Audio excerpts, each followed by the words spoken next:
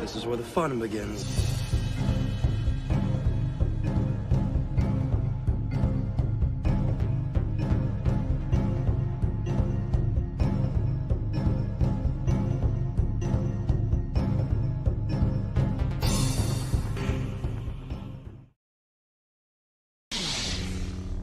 Are you sure?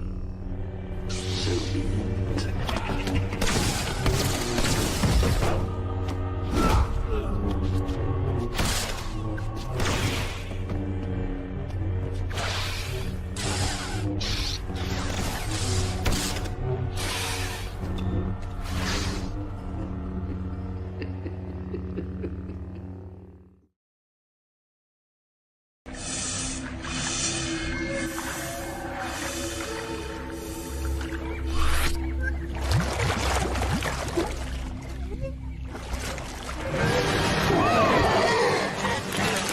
Did you miss me? Good morning, everyone, and welcome to my channel, OG Star Wars. And I'm your host, Alora. And I'm so happy to be with you here this morning. I need to slow down because I'm not excited to be here. And please, first of all, please hit that like button, share that we are live. And if you're catching the replay, thank you so much for coming in and tuning in and participating. And in the comments below, let me know you showed up and maybe share some of your conversation with me on what you picked up from what we discussed today. Yeah, so good morning.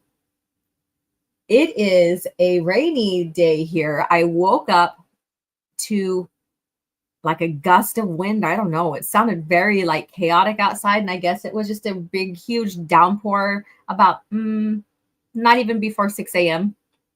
And I was like, holy shit, if this keeps going, will my internet hold up? Because you know how that goes sometimes with the weather and internet connections and all that, so, but here we are. It's calm. It's just drizzling now.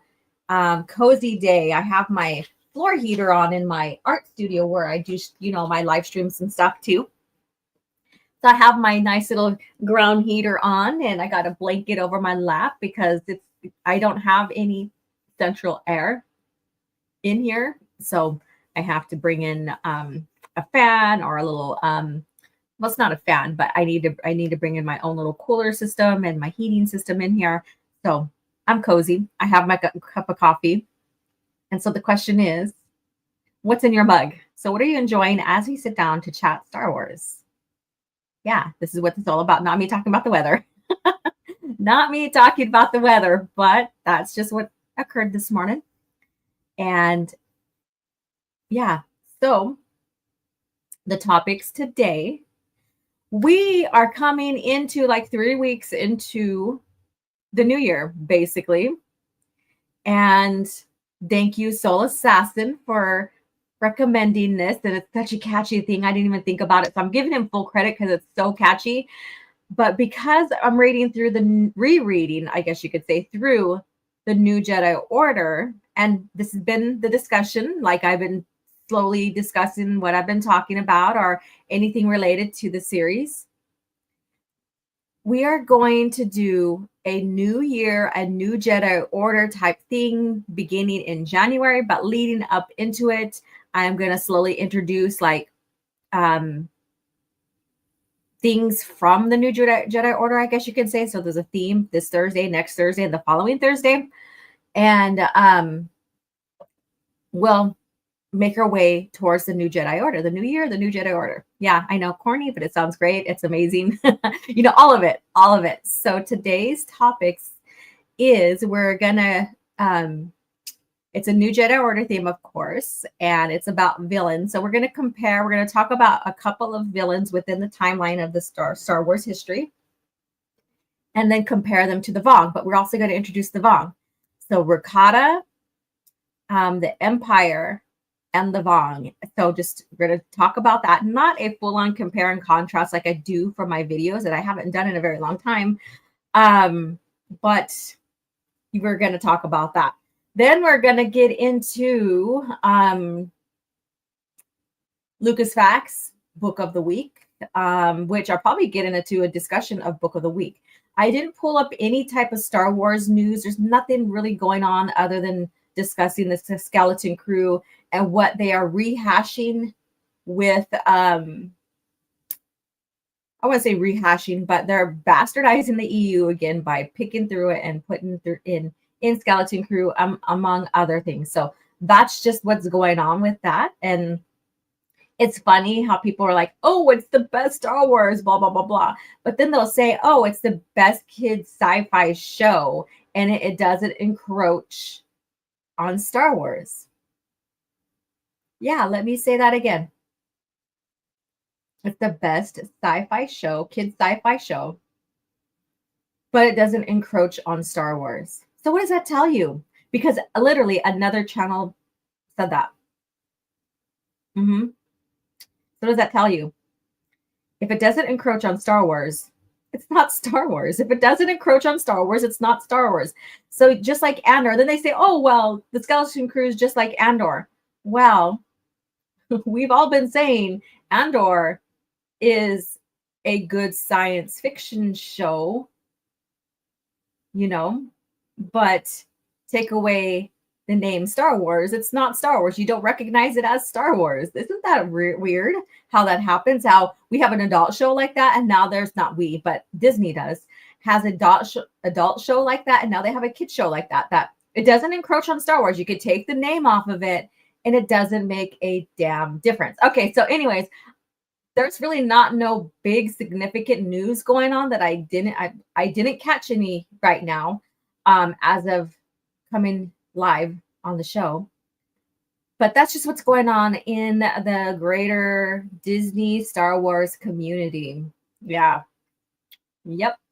And then so we're going to get into, of course, our cringe factor. But cringe factor has two themes. It's both, well, actually one theme with two different angles.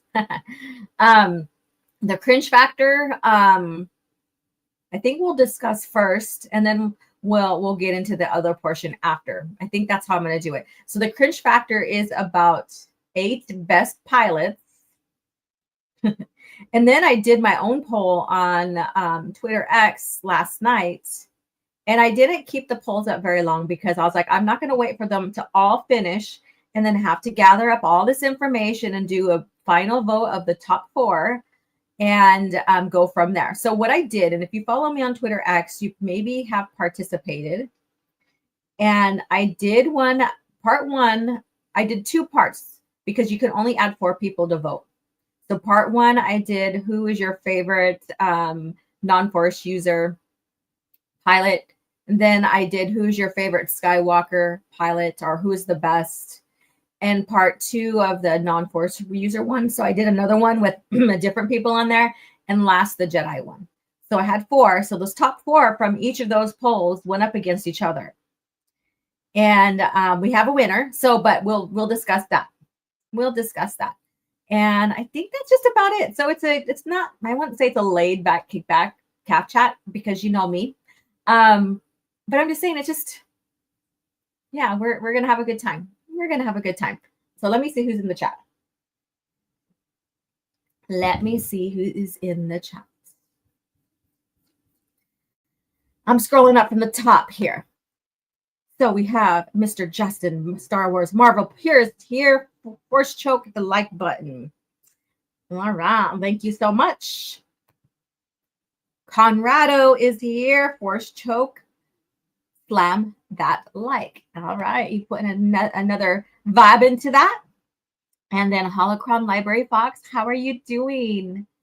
Good morning, Alora, and hello, chat. And Anakin Batsy, hola. There we go. We got some vibes going on in here. Hola. And Star Wars Scron. Hello, everyone, all the way from Scotland over there. Thank you so much for tuning in. And then, of course, I have to play this. It's not necessarily like his theme because I think it's for everybody. And I might have to change it up. I probably will get a strike on me for this because it's just how it is. But I made this with him in mind, but I think this goes to everybody that comes into the chat or comes in, and especially the channel members and stuff like that. So here it is. Hey, this is going out to all the homies. Yeah. This is for the raza.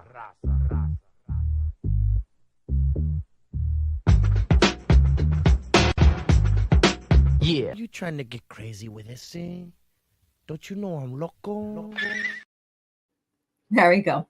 So I put that together. I thought it was amazing how all of that. I was going to put more clips in there and stuff like that and make it this big old big extravagant thing. But I figured that's perfect. I like how it starts. This is for the homies. And then you have La Raza there. And La Raza means community, basically, your people. And then of course you guys know me. And I know a lot of you guys, we don't go back what we talk about, right? And some people think that we're crazy because of that.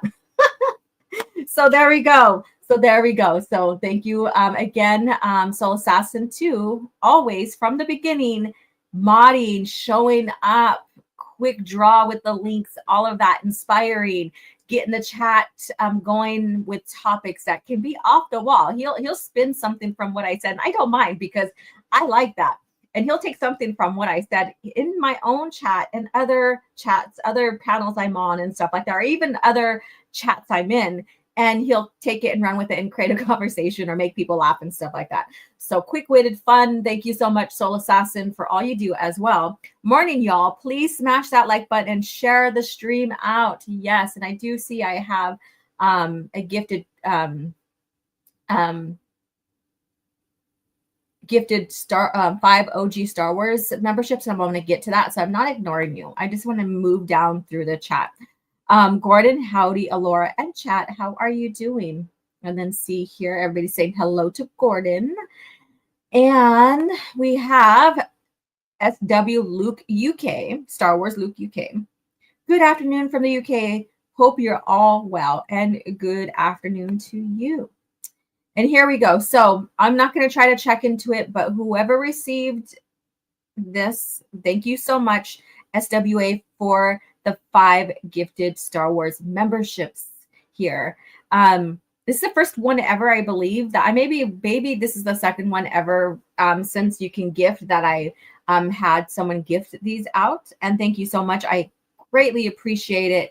I do have some plans for channel members that I want to facilitate. That information is coming soon.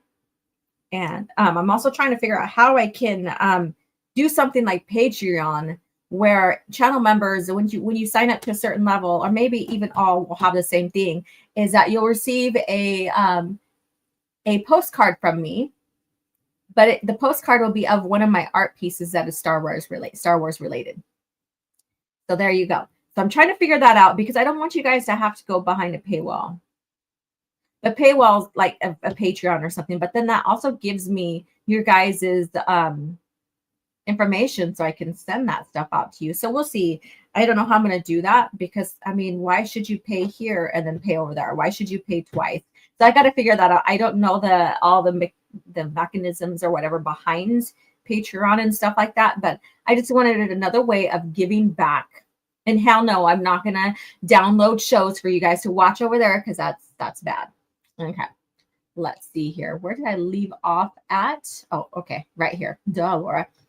And Disney Star Wars is Sony's Spider-Man villain universe where Spider-Man is absent. Let's see here. Everybody's saying hello to each other. And what is this here? Let's see. Like, share, subscribe. Yes. And then thank you so much. Oh, cool. You get to hang out with us. I appreciate that. That's pretty cool. I did do a video. Was it yesterday or the day? Yeah, or whatever. Talking about the new figures that are coming out that are EU figures. And I discussed on how they are changing, like how they changed Thrawn's face to look like Disney Thrawn and stuff like that. So I talked about that and then claiming another first, which was Disney had another first with something and they didn't. So if you guys want to check out that video, go ahead later on. Let's see here. You fart or sneeze and the internet goes out. Ha ha ha. That's like our power sometimes. A nice stream on G and G. Ryan talks about real Star Wars. Yeah. I'm very familiar with Ryan. He's a cool dude. Absolutely like him. Been able to stream with him and talk Star Wars with him too. So it's pretty cool. Yeah, and he's taken his channel off to a whole nother level where you don't really see him bring any lore videos or specifically talk about Star Wars and stuff like that. And that's fine. He created his niche for his channel, or his niche or niche or whatever for his channel and stuff like that. So that's pretty cool. And then plus he's part of a bigger channel community, geeks and gamers and stuff like that. So let's see here. Skeleton Crew created an elephant boy, so they'll buy plushies of him. Correct. Oh, we seen that coming from a mile away. They didn't even have to advertise the damn thing. These Disney Shield fans are doing that all the way. All the way. Bong, bong, bong, bong. All right. So, there we go. I needed to do that breath. I don't know why, but I needed to take that nice deep breath, and that felt good. So let's see here. So with all of you guys, 7 out of 10, the prequels stuck, bruh, the skeleton grew 7 out of 10. You guys are so funny. Okay, I'm not pulling up a lot of chats here, but I'm reading them from the chat box. Mike Cassius is here. These fence writing frauds love a show with furry freaks creating a fan group called, I kid you not, the Brutus Beat-Offs. What the actual fuck? Brutus Beat-Offs? Where did you find that horrific spot? Is that in Reddit or something? Or is that a group, like a community group on Twitter X? Because you can create your community groups, right? And you can keep it very private and only allow certain people in. Because my community group, OG Star Wars YouTube, is specifically George Lucas era. We're not in there to bash Disney Star Wars, but just to share what we love about the lore, what we hate about the lore, all of that pre-Disney stuff, pre-Disney lore. Holy actual effing hell. What the hell? That is so sick. And they say us, like, longtime fans, EU elitists, whatever they want to call us, are the toxic ones. Because we just don't want to get involved with Disney Star Wars, really. And because we talk about how lore breaking it is and, all this other stuff. We're the toxic ones. Holy shit. Wow. This is the day and age we're in. Sure. I don't know. I'm not gonna put any, I'm not gonna try to make sense of that bullshit. Let's see here. You guys are all talking about the skeleton crew. As a pilot, Hannah, 7 out of 10. We'll get into that. Let's see here. Join my community. Thank you so much. Let's see here. Ooh, I got a sneeze. Ooh, oh, goodness gracious. Ooh, you know that sneeze when you don't actually do it, and so your nose tingles, and then it wants to start running or something like that. Holy heck. That's intense. I always hate that. Now my eyes watering. All right. So I do have a store. I don't really highlight it, and it's not down in the description area. I need to link it and stuff like that.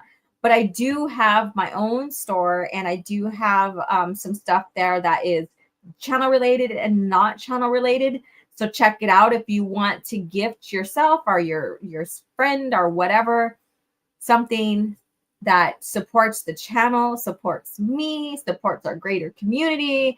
Feel free to go there, check it out. You can get mugs, depending on the print. You can get coffee mugs, you can get t-shirts, you can get leggings. If you're a yogi enthusiast or fitness enthusiast like me, you can get workout t-shirts like the tank tops or sleeveless shirts, t-shirts, all of that, athletic shirts.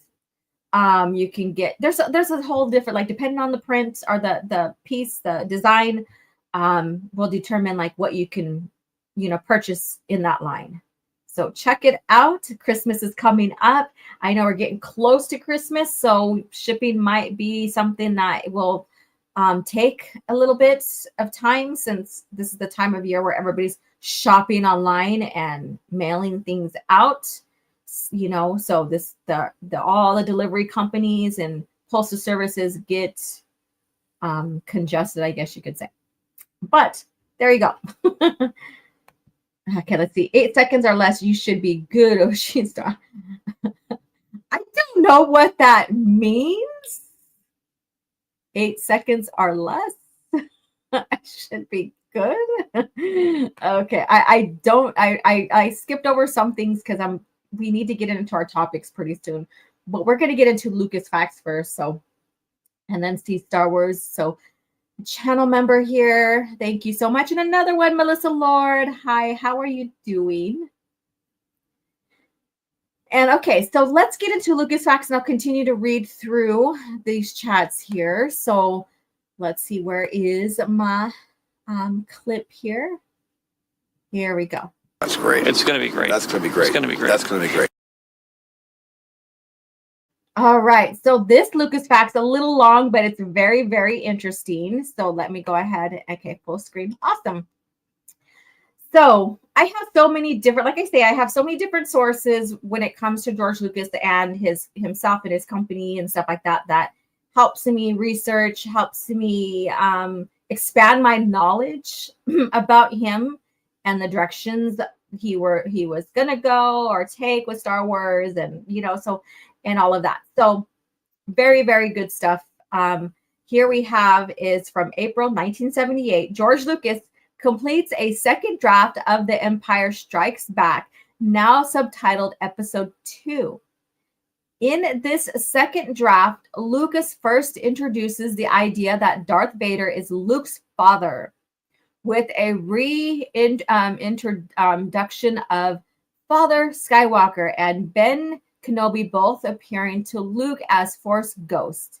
It becomes apparent that these characters were redundant. Kenobi had originally been created as a replacement for Luke's father in the story. And in this new script, Yoda had been created to replace now the deceased Ben Kenobi. Once Lucas realized this problem, he was able to remove Father Skywalker completely and turn him into Darth Vader. So now, okay, so I have a lot, and I'm going to read the second paragraph here pretty soon. I have people saying, "Oh, George Lucas never got involved. He, you know, and he never wrote, you know, the scripts for, and you know, blah blah blah for the OT." This is proof. You know, this is he completed the second draft. Okay, so this is proof. All right. So debunked that.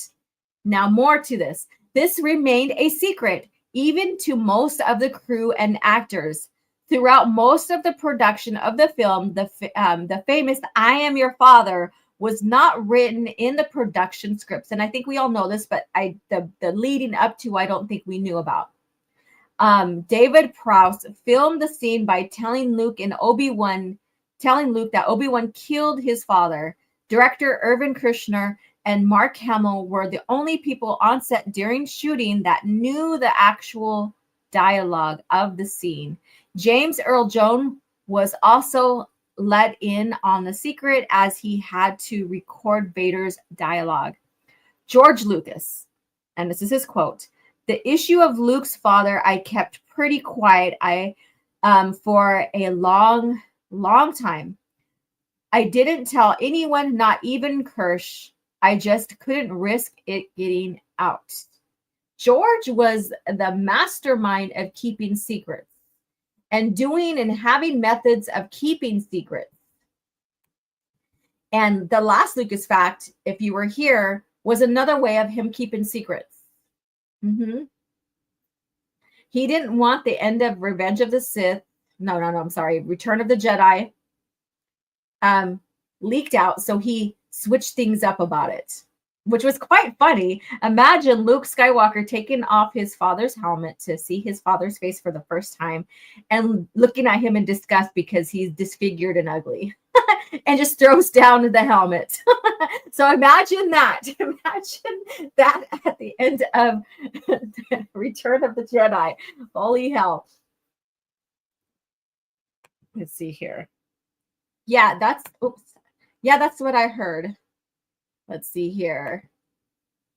Yes, they say that George didn't approve of any of the EU. Yes, and I do have a video I've been putting together of that. I don't know if I'm going to add any more, which is a lie,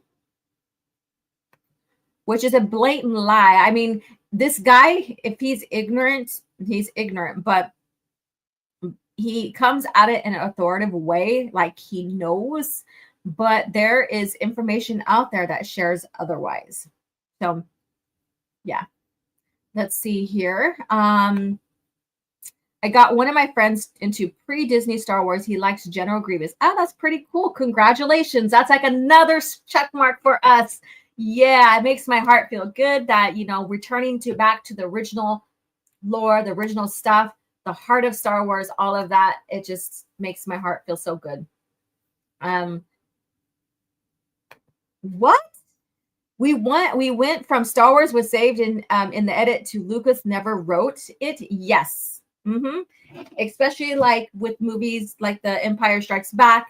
I've had conversations with people like, this is like anti-Lucas, like he destroyed Star Wars, like the PT was awful. The only reason why the OT was so good was that George was hardly involved. He never written anything, blah, blah, blah, blah.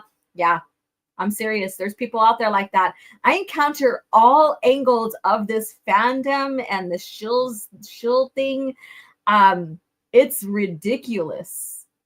And yeah, I pointed out that George is inconsistent with what he talks about sometimes, that he contradicts his own self. Like his actions contradict some of the stuff he's said before.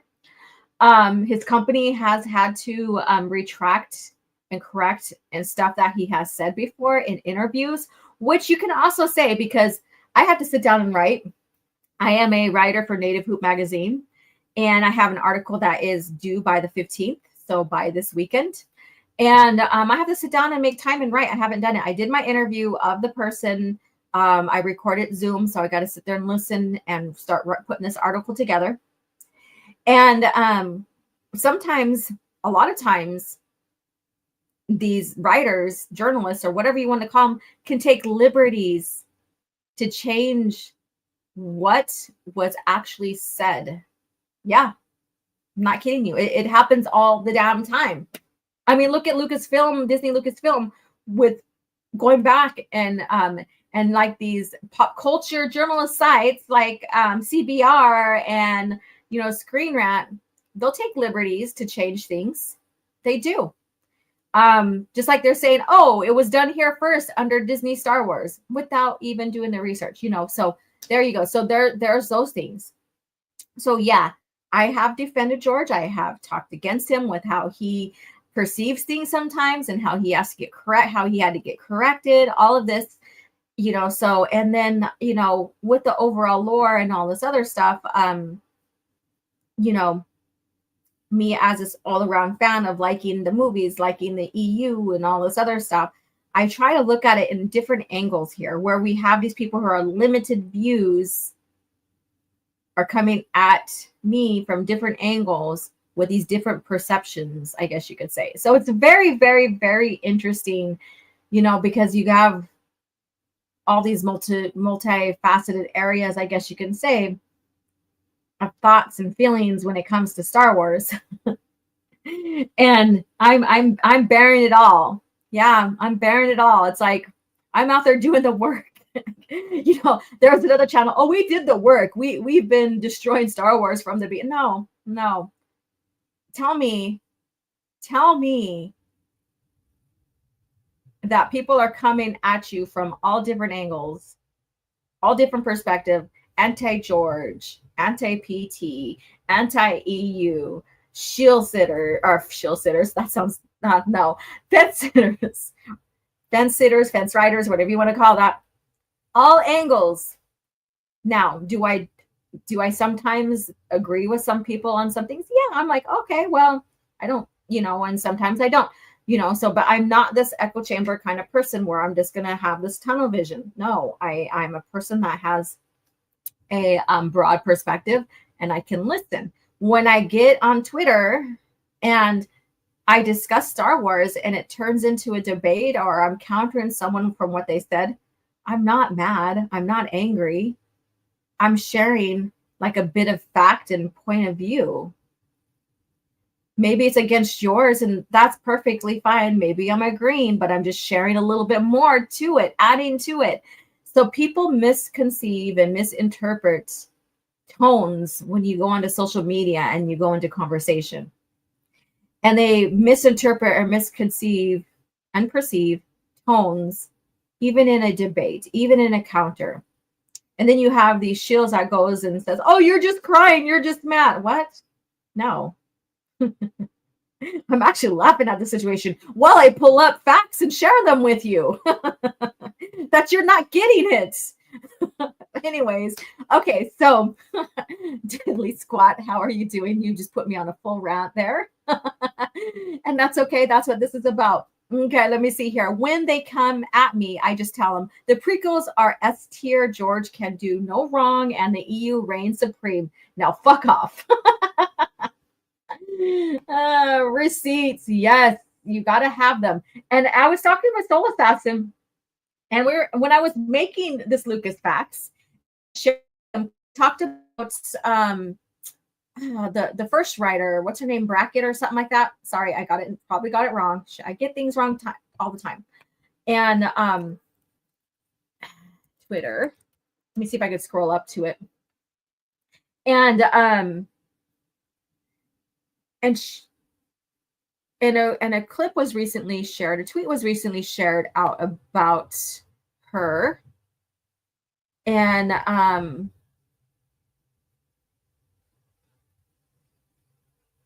so I shared a clip of how Lucas was like, Lucas and company did not like her version of the script.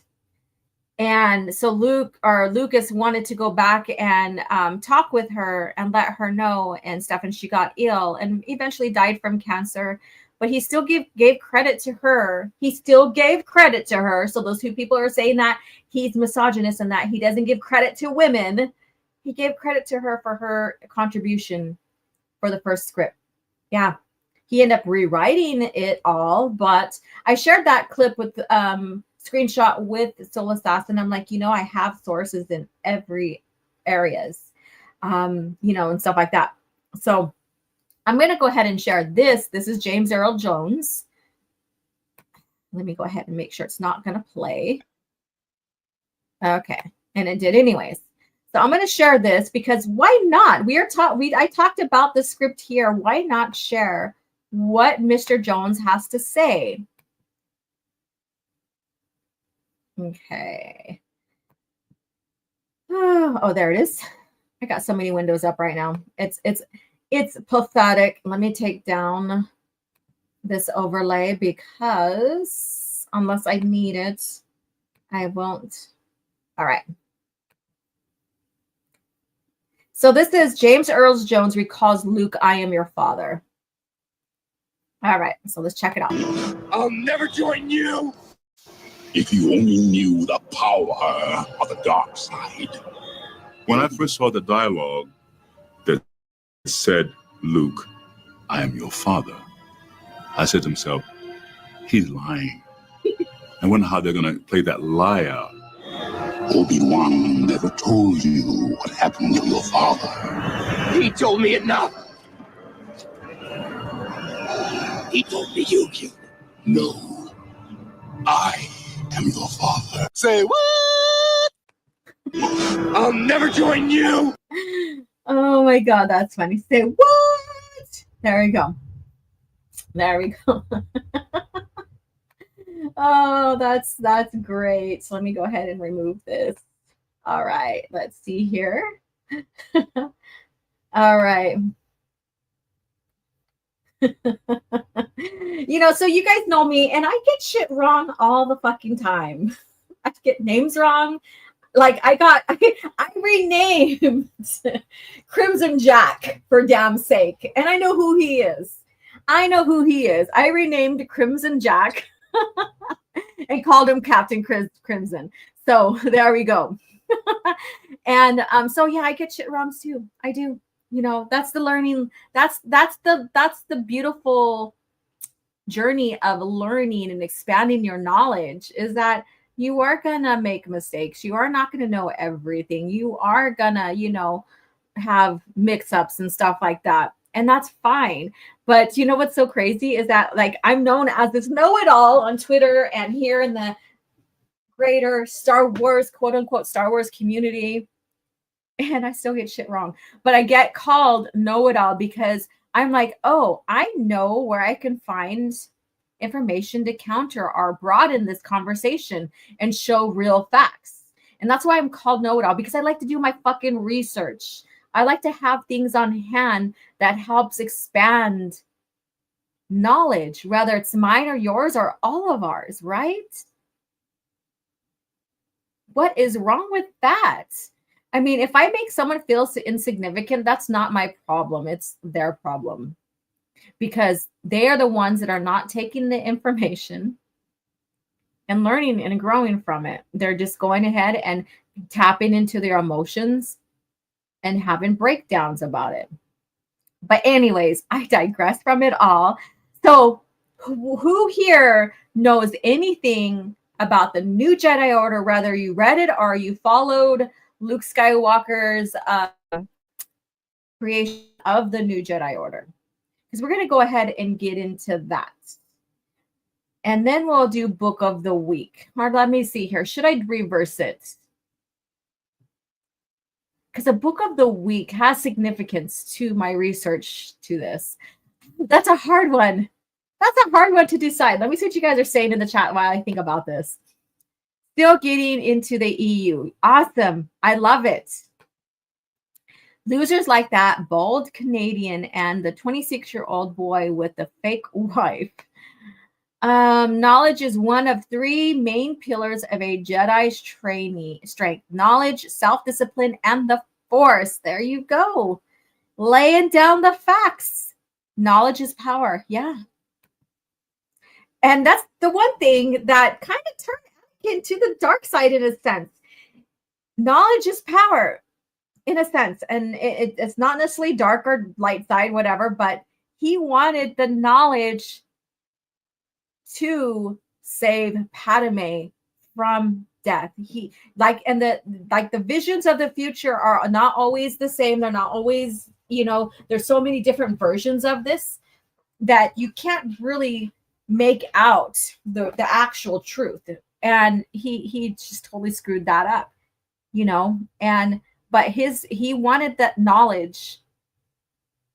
And so he was willing to go to the dark side for that power, that knowledge, and all of that. So think about that. That's another interesting twist on that, right?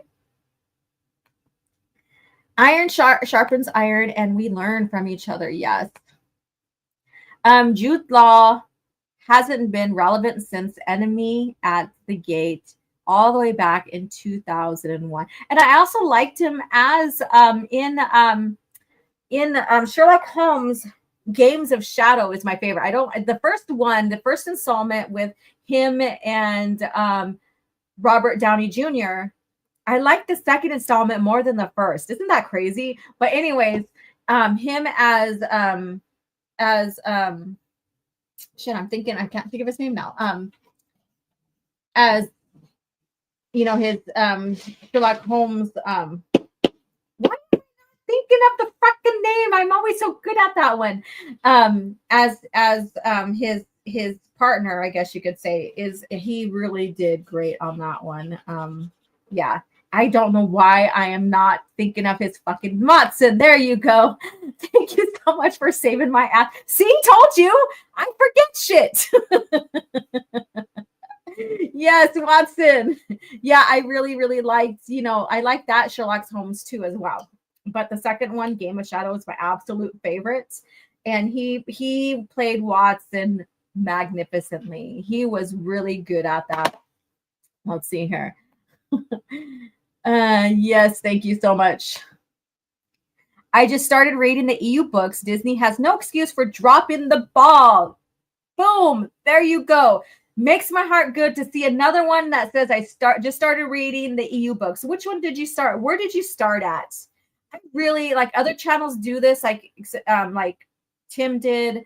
And and on like where to start at in the EU. Like, what if you like a certain era, where to start out in that era, right? I need to do one of those videos. I need to do one. So Ryan, welcome. What book did you start on? Where did you start at? I want to know.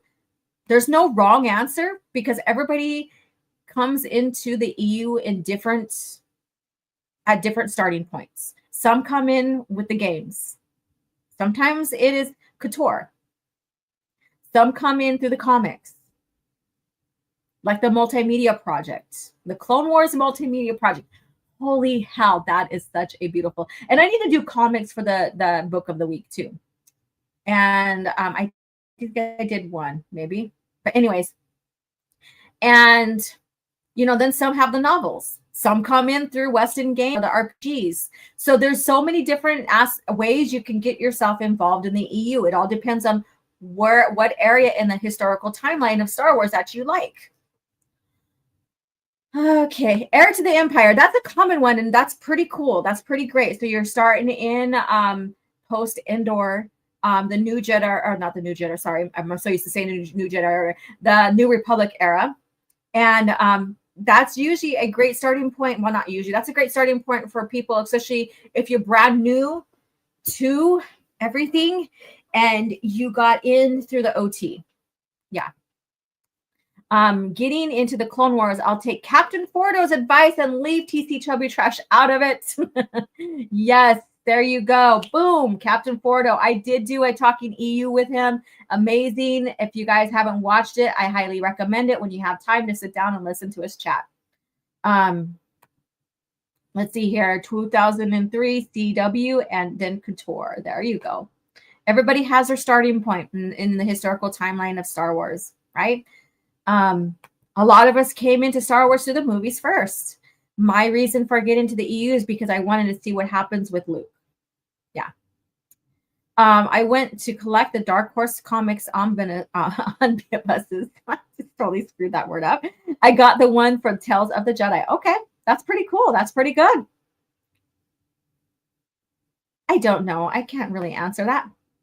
Couture got me. I'm always sending OG Star Wars Republic stuff, Old Republic. You are. We needed to get you on the other end of the New Republic, New Jedi Order, especially Legacy. And I did send you that, and you probably liked it, about Luke in Legacy of the Force Fury. We were talking about how strong Luke is and stuff like that, and how phenomenal he is. And no, he's not OP. He took time to grow, and he did a lot of errors and grew from them. But there's a point where he was having a 6-on-1 basically with his masters, and it was just a training spar. Very interesting. It's a very good scene. It's in Fury, Legacy of the Force Fury. So very good scene there. I read Dark Empire online, still mixed about the Dark Horse brought back in the Emperor. However, you can forgive since it was pre-prequel trilogy. Yeah, so it was the prequels. That sounds funny, pre-prequels. Yeah, so there's that little bit of like, yeah, that would it happened beforehand. And George Lucas is the one who approved it. You mean Rise of Palpatine, who stole the Skywalker name? Let's see here. I started with Forces and Jedi Power battles. PS1 games are great. So there you go. And thank you so much. We all have our starting points, our introduction, our, into the EU. And that's what makes us all uniquely significant, different, and all that. And being different is not bad. It just shows that we have our likes and what captivates us. And then we expand from there. We also have different opinions on different books and different parts of the lore that we like and dislike. And that's fine. And that's okay. Many people who who are Disney Star Wars fans think that we all like everything, that we're this huge echo chamber holding hands and agreeing on everything that's pre-Disney, that everything's good. That's not the case. I could probably get into debate with any one of you in the chat about something. I like what you don't like, or vice versa on that. And but that's okay, because you're sharing with me, oh, I didn't feel this was very written well, or this character wasn't expanded well, or this moment, or whatever, and this is why. Where I can say I disagree because of this, this, and this, or maybe even then I see your point. So you see how this conversation can be. And then we can talk about what breaks the lore in certain areas of the EU and how it was retconned to correct it, because we know that over time, the company's like, we need to stabilize this continuity and make it one coherent historical timeline. And I think that's what captivated and made the fans even fall more in love with the lore. But you know what? I went on to a huge tangent. We need to talk about the lore in general and the topic that I have today. So let's go ahead. You guys, feel free to go refresh your drinks. I'm going to introduce the book, and then we'll talk about the lore talk, right? This is your chance to go ahead and refresh your drinks, grab a snack, and then, since I'm not following a book, because we're done with Book of Sith, that was an amazing journey with you guys. I totally enjoyed that. Maybe if you have the new Jedi Order source book on you, which I need to grab mine, by the way, feel free to grab that as well. But where the hell? Oh, there we go. So let's get into this. I had fought the worst of all wars and witnessed the redemption of evil. I have seen balance restored to the Force. But order can turn to chaos, as it did when I was born. Now, with my loved ones and my loyal allies, I face a new challenge unlike any before. And I'm not sure at this time we can win. Star Wars Vector Prime by R.A. Salvatore, the first novel of the new Jedi Order.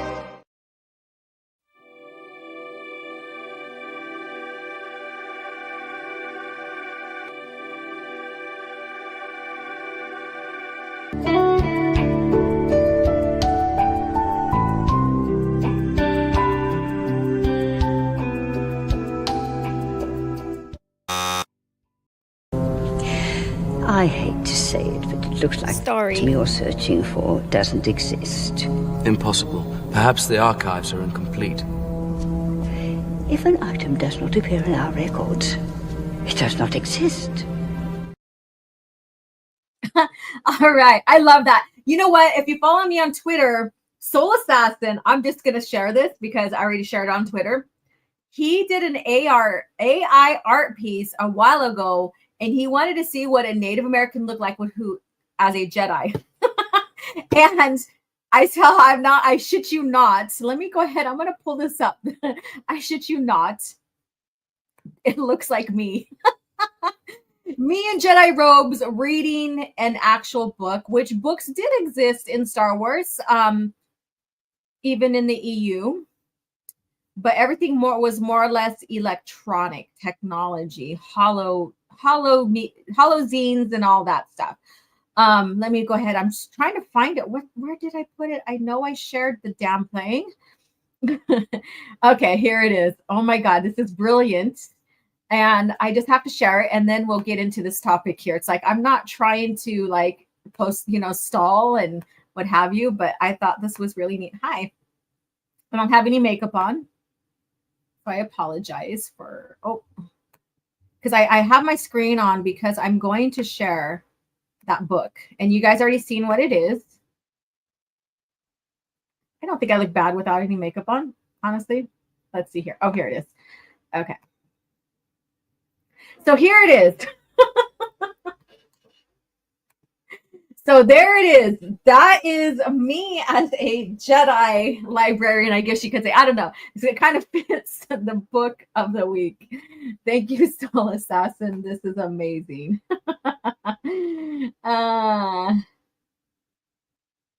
Let's see here.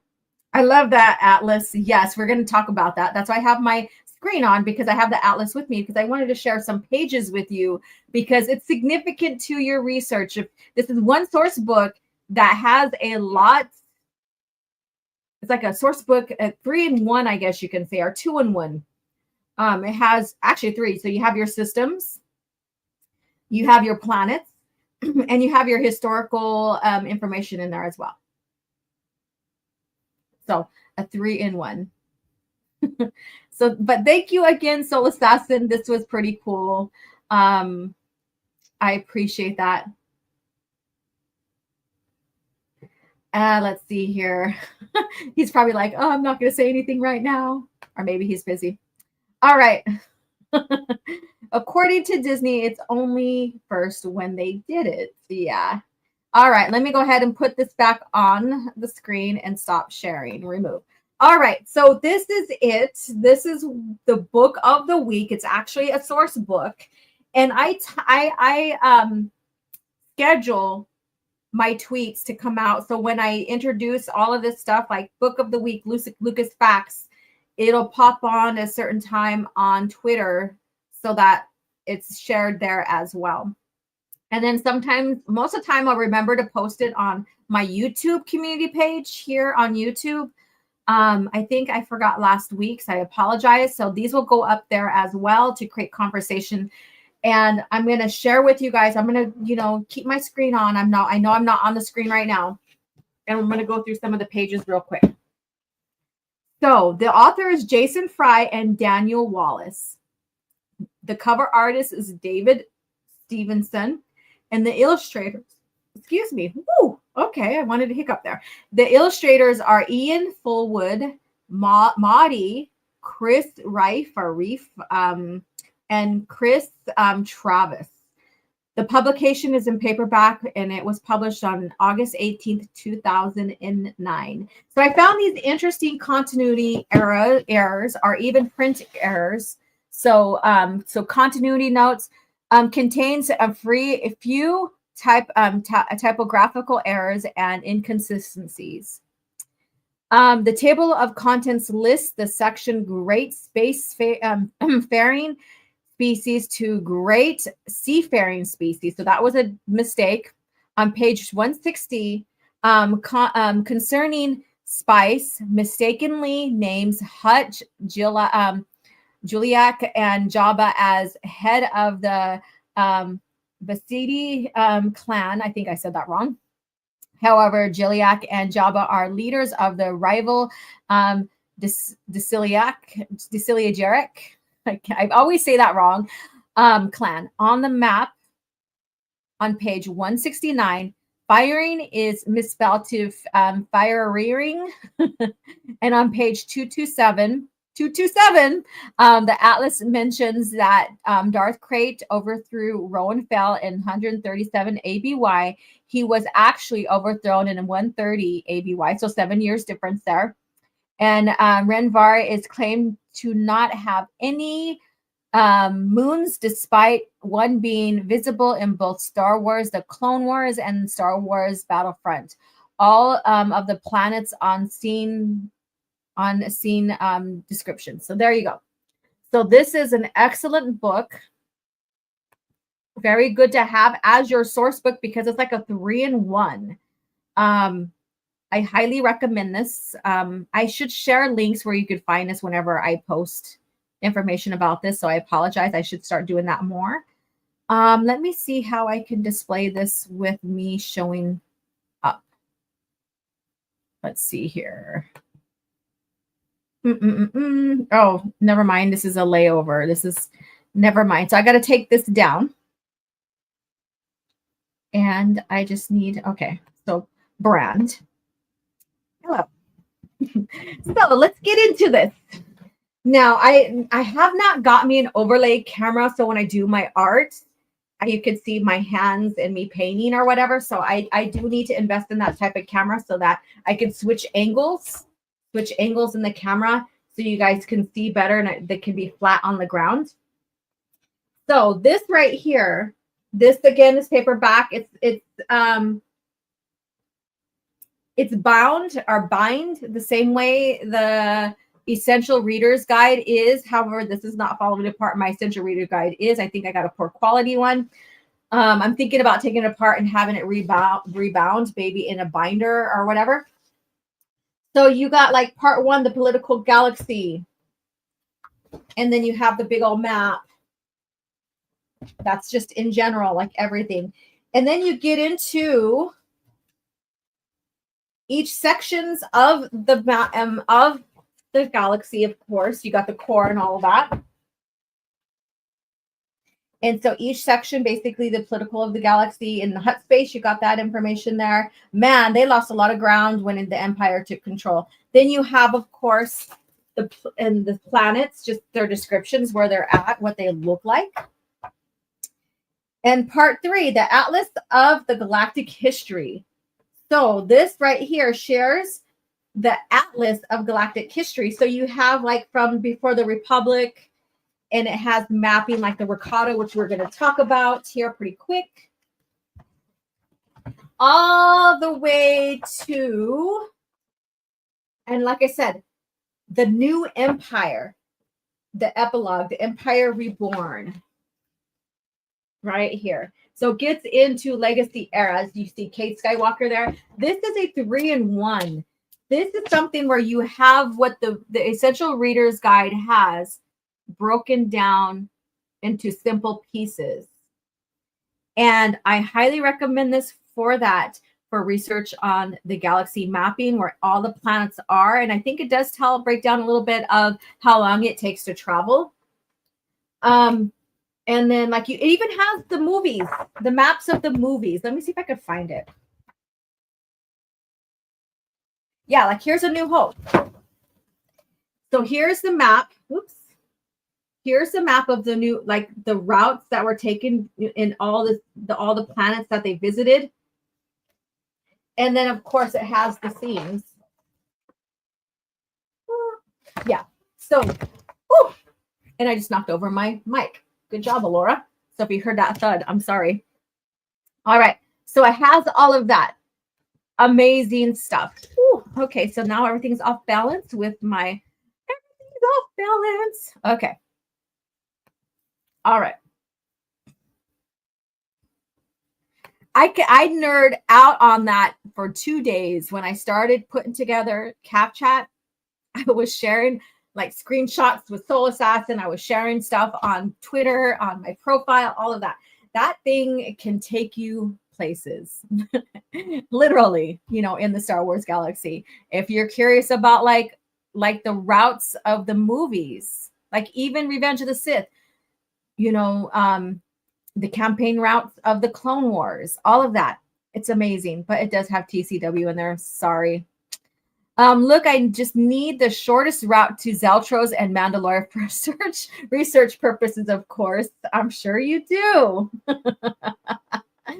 I'm sure you do, Soul Assassin. And you know what? This warrants this again. And again, if I probably will find out today. Why is it not showing up? Oh, wrong button. I will find out today if I need to change up this little video. Hey, this is going out to all the homies. Yeah. This is for the raza.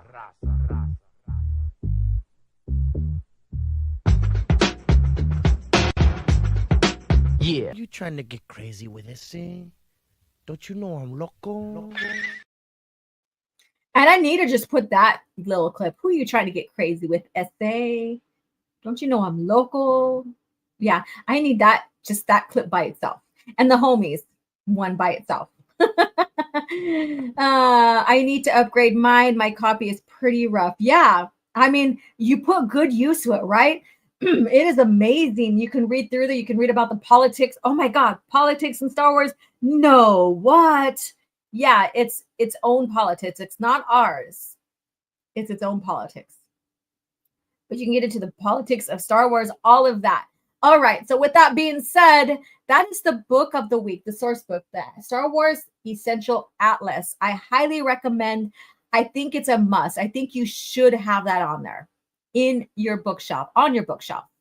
in front of your face, reading, exploring, getting to know this galaxy and the different type of campaigns for the different eras, you know, within the lore, the historical timeline. Yes, otherworldly politics. Yes. All right. Excuse me. All right. Jedi Power Battles remaster coming in January. Okay.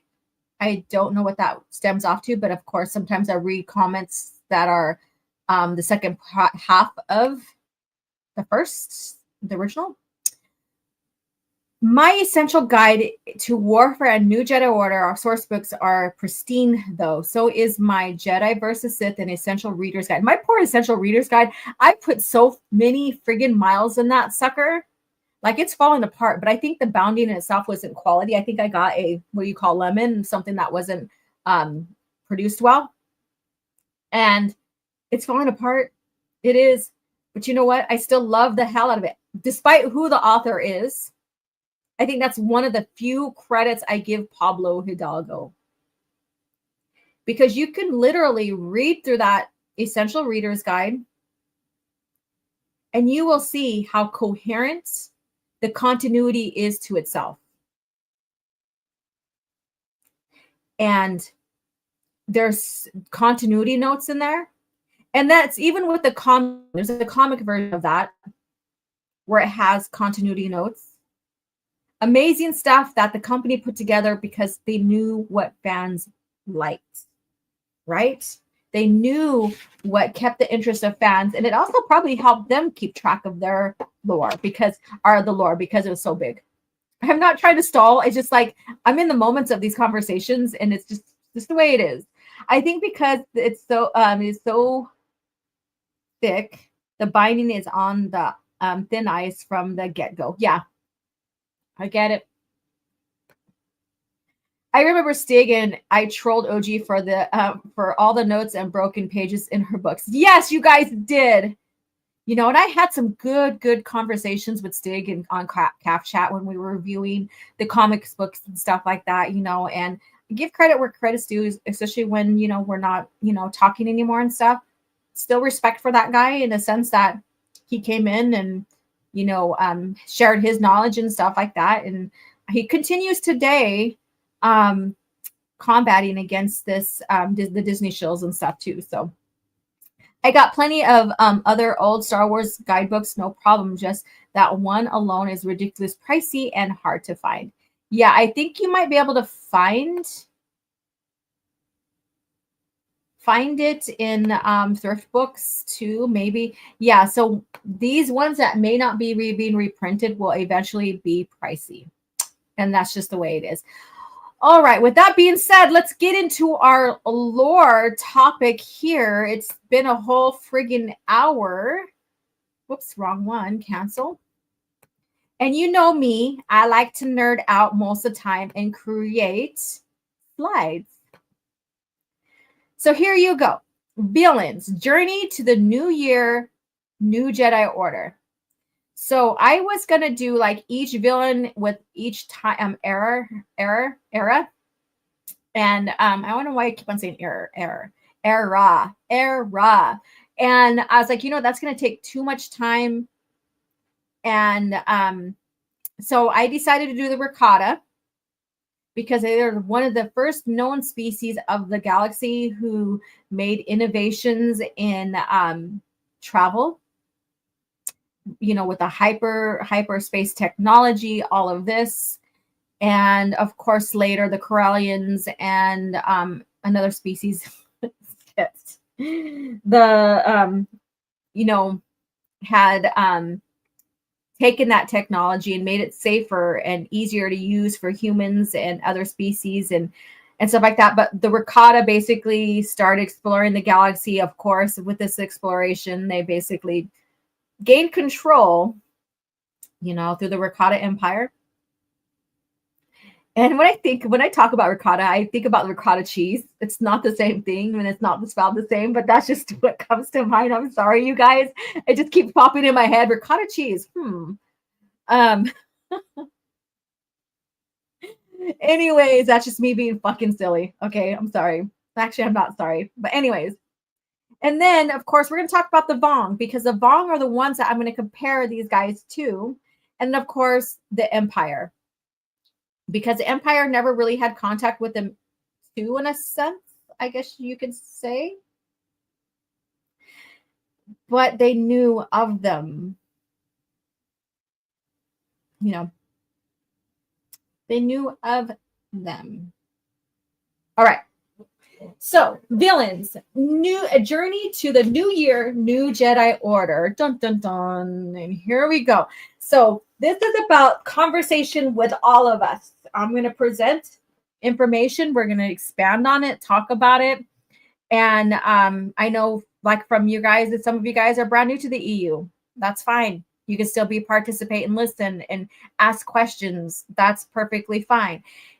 You guys might know the old pre-Old Republic era, you know, and then we'll be able to expand on that. A lot of us will still know plenty about the Empire. So this is about conversation. Let's see here. Funny how OG starts talking about the Rakata Knight and see remember the Qua who taught them to use the Force, or who taught them to use the Force, and had the hyper gates that allowed instant transfer between worlds. Correct. Yes, that's one thing. Like the Qua is something like maybe I need to do a small video on with that, because there was some type of like the hyper gates and stuff like that. Now, it's not in existence anymore. And so that's why you never hear about it. But that was a technology that happened a long time ago. Yeah. And New Jedi Order's GOAT. Let's see here. Star Wars would have been fresh if they used different antagonists that are not the Sith. Yeah. And, you know, we'll get into this. And I was on Star Wars Marvel Pierce's live this last Saturday, and we covered the second half of Vector Prime. And we talked about we mentioned in general before that the Vong was a different threat that was needed to refresh the Star Wars galaxy, because you can't keep repeating the same old trope time and time again, right? You can't. There needs to be a new threat. And they've introduced extragalactic species before, but not in the way they did the Vong. And that was very much significant. Very much significant. There we go.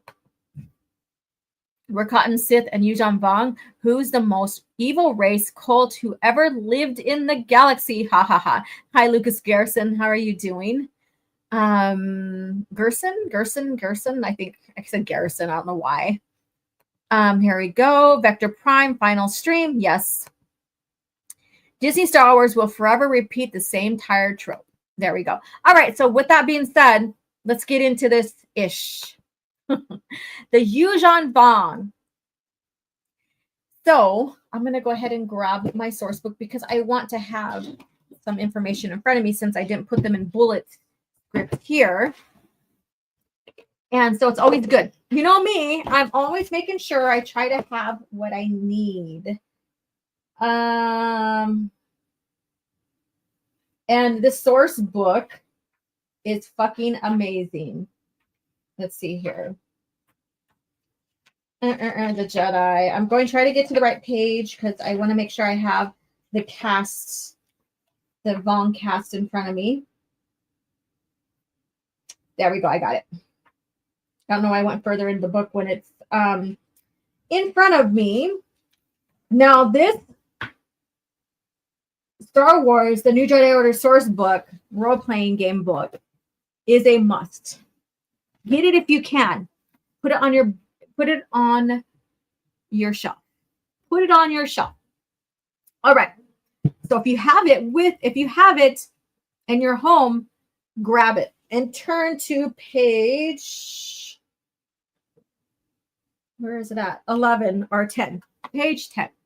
The Yuuzhan Vong were descended from an ancestral species from the planet Yuuzhan in a distant galaxy. So that's, like I said, that's brief history of that. There is history behind that to where the droid race, I guess you can say, basically they had a war with the droid race which made them really dislike technology, and it was a blasphemy. So with that, they basically had that war, and later on, after all was said and done with the war, they also fought against each other. And I didn't write the name down of that civil war. And yeah, so they were basically, they went through turmoil, I guess you could say, is what I'm trying to say. With the droids technology, and then with their own, they basically are a warrior war type species with a caste system. Because of all of this that they went through, from with the droids fighting each other, so basically destroying their own galaxy and having to flee to find another one,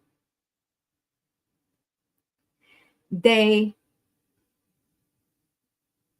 began to utilize, and they used biotechnology, and that's at the bottom there, I believe, are coming soon in this little script here, this little bit of PowerPoint. And so they fled. So yeah. Vaughn versus Skynet.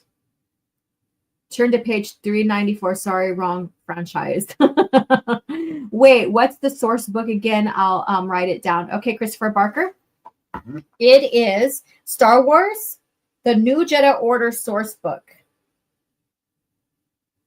by J.D. Wicker and Steve Miller. So that's the name of it. I highly recommend it. The Sith and the Jedi's twin brother and the Vong are the opposite. Let me see here. All right. So with that being said, the glorified pain, so they glorified pain. So that was a part of another thing. They glorified pain, and because they fought each other, they were warlike, all of that. And glorifying pain, mainly glorifying pain. That is why the Force cut them off from the Force, so that they were cut off from the Force. I said that so. It was such a winded way of saying that. That was why they were cut off from the Force. Imagine that. Glorifying pain as not a motive for action, but rather for a state of living. And the Force cuts you off. And they are they're very similar to humans, but like their skin is the biology of their skin is totally different. Their nervous system is wired different. Humans' nervous system is more complicated than theirs. They glorify pain because that's all they know. So they use pain as offering themselves to their gods, all of that. So very interesting to dive into the lore, just in general with that. It's like their biology, their system, their anatomy, it's somewhat broken down and compared to humans. We, like humans in, I wouldn't say we, but humans in Star Wars, the nervous system is completely more evolved, I guess you could say, and wired completely different. There's more not ours, I'm used to saying ours, more in the human nervous system channels than what the Vong have, which I thought was fascinating. I was like, holy shit. I was researching all this last night, and I was like, wow, there's so much you can get into with this species alone. And then you get to the Rakata, but the Yuuzhan Vong, like they fleshed this species out, giving us a huge broad look at them and their religion, their caste system, all of this. It sounds like BDSM. Oh my God. The Vong are space BDMS or SM. You guys are funny. But that's just how they are. That's like they have glory in pain, basically. And that's just the state of living. So they have like the like the embrace of pain, if you didn't know about that. The embrace of pain, which is shared significantly in the New Jedi Order, and then again in Legacy of the Force, and also again in Legacy comics when Darth Krayt talks to Cade about his ancestors and what happened with him and the Vong and stuff like that. Very, very interesting stuff there. Imagine what his outfit would do to your car seats, right? It's kind of like what Sith do. In a sense, the Sith use pain for power, but the Sith also use different emotions, you know, and stuff like that. So very, very different, but it can be used to turn you to the dark side. So you see how that is? Because they did that to Jason. There's no way you can tell me that Jason was not changed significantly from his torture and captivity by the Vong. You can't say that he came out this glorified light person, like glorified in the light side kind of person after the war. He was not. Once you read through what he was put through in the New Jedi Order, and I can't wait to talk about all of this as I get towards Traitor, you will find out. You'll see what had happened to him. Yes, he overcome. He used it. He can't. And I mean, like he's a human. We talked about the anatomy of the nervous system, I guess you could say, and how humans are wired differently than the Vong. But he's also a Force user, so he used it to his advantage to survive. But you can't tell me it did not affect his psyche and stuff like that. You cannot tell me that he came out and he's supposed to be this big, huge, significant Force light side user, and that it didn't change him. Right? So with that being said, they had a religion and caste system. So that's what I pulled out my book for. So they have the Great Doctrine. I'm not going to get into too much. I'm just going to give information. They have the Great Doctrine that each Vong is expected to honor the gods in all things, particularly by striving to advance within his caste and remake himself in the shape of his god. So they have the doctrine. They have the deities. And then Yoon, excuse me, I need a drink here. Yoon Yuzan, the creator. Yoon Yamka, the slayer. Yoon Harla, the cloaked goddess. Yoon Nishal, the modeler. Yoon Shuna, the partner. Yoon Zin, or whatever, I think I said that wrong. And Yoon Kwa, the lovers. And so you have also the twins too, which is not, I don't think is particularly stated here. And that's another story about that leads into the Skywalker twins. Not the Skywalker, but the Solo twins. The castes. So you have the Supreme Overlord, the Shaper, the Priest, the Warrior. And so you have these castes here. And then they have one lower, basically slaves and stuff like that, which is not really caste. It's not where they're born into and what they strive to be according to that. Let's see here. For those who don't know the whole series, Jason mentors not Luke in his hero's journey. There is another. Excuse me. As in all heroes' journey, the mentor dies. Yeah. Geonosians also had a caste system. Yes, and there's a lot, and there's but each one is significantly different pertaining, you know, like going off their culture.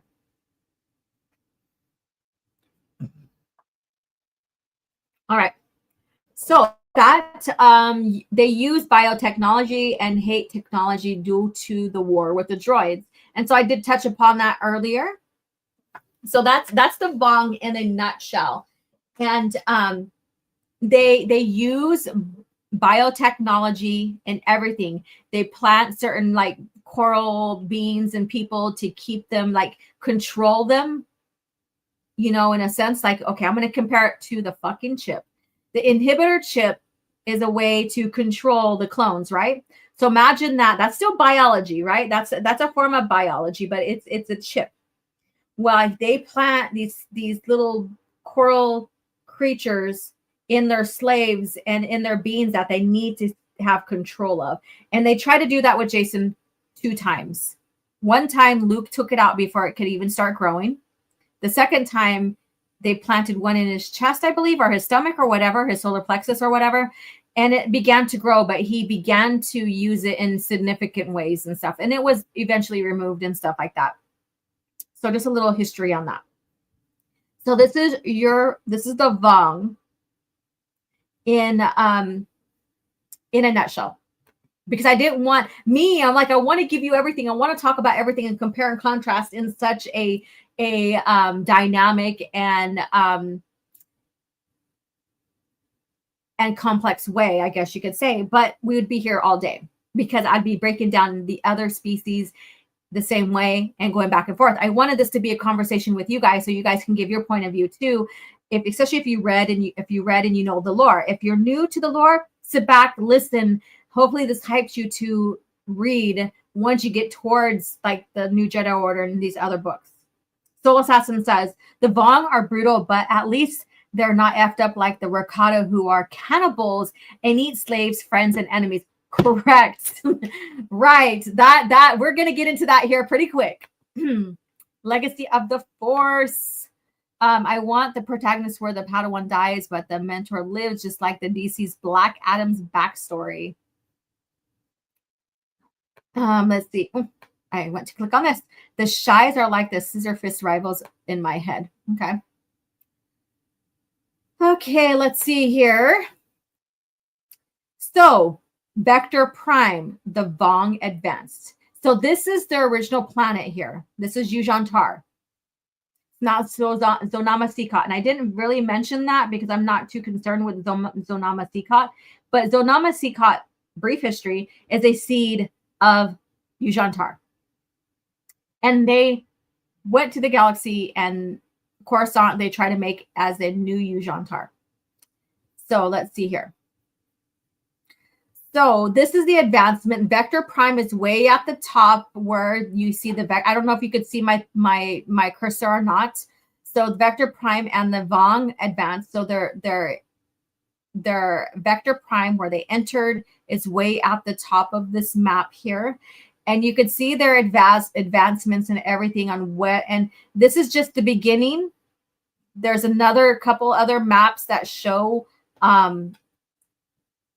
their taking over of the galaxy, I guess you could say, their campaigns and stuff like that. And the red here is the Imperial Remnant. The green is Hutt space here. And of course, this is all New Republic, basically, even, you know, like the Outer Rim and stuff like that. Not much influenced by the New Republic, but it's still, you know, this is a wider galaxy, I guess you could say. And the yellow is the Vong. And I think the red might be, and I should just open up the fucking book. I have it with me over here, the Atlas. But I'm not trying to get into depth. I can't help but get into depth in this lore. I can't help it. Okay, let me see. I see a question up here. Where'd it go? Soul Assassin. Here we go. Question: do you think the Force struck back at the Rakata? They lost their Force connection, just like the yes, I believe so. So just like the Yuuzhan Vong, the Rakata, will get to that, did lose their connection with the Force. Yeah. Well, look what they did. All right. All right, so I'm not going to really pull up the map. I just wanted to share this in brief in the beginning, in their early campaigns and surprising the galaxy at large. Now they did plant people in the galaxy before their advancements, before they came in and started taking over the galaxy. So they had seeded people, some of their people in, and to really get to know these people of the galaxy and plan their strategy, right? That's what I like to see about, like to say about that. Okay, let's get to this one. Rakata. And I didn't put a timeline for the Vong because we don't know when they first came into existence, and stuff like that. We do know that Rakata was one of the first original species of the galaxy. So that's why I have a timeline here. But the timeline's still kind of like, still not, you could say 55 to 36. So there's still not a definitive. So that's why I put that little squiggly mark, give or take. Probably a lot of give. But anyways, they originated on the planet Lahon, a temperate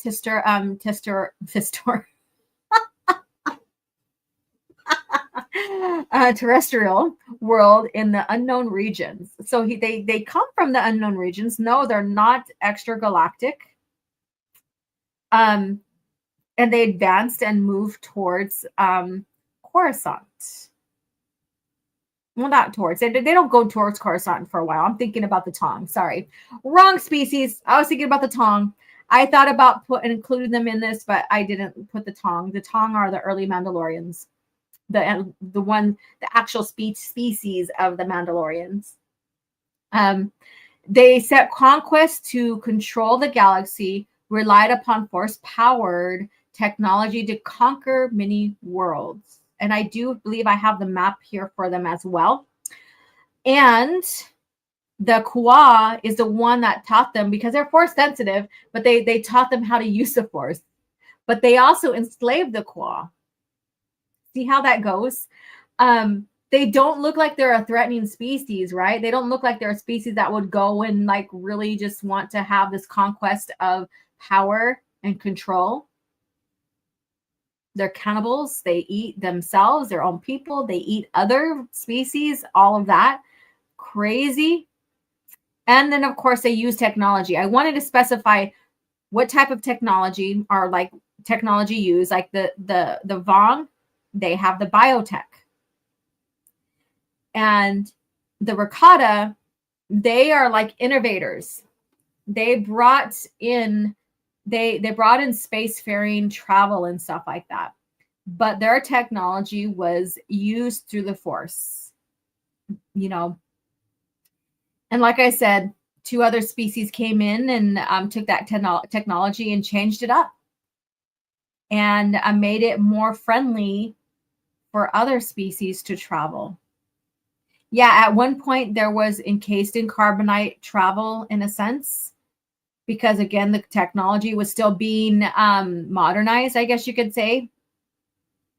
And then the Tong did start mapping out the galaxy. Now, this is like pre-36,000. They mapped out the galaxy. They're responsible for space travel, mapping out the galaxy, hyperspace lanes. Now, these lanes are not extravagant because they did have control of the galaxy, but when you look at the map, and I'm going to show it to you here pretty soon, there's still not as many planets as we see and we know today in the Star Wars galaxy, because it's such an early historical event. And then once that technology was taken and used by other species, adapted and used by other species, then they started mapping out more hyperspace lanes. Now, compare and contrast this to Disney Star Wars. You have them mapping out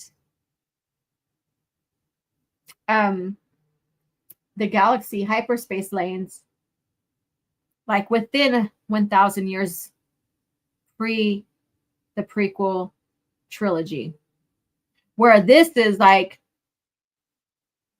50 to 36,000 years before, give or take.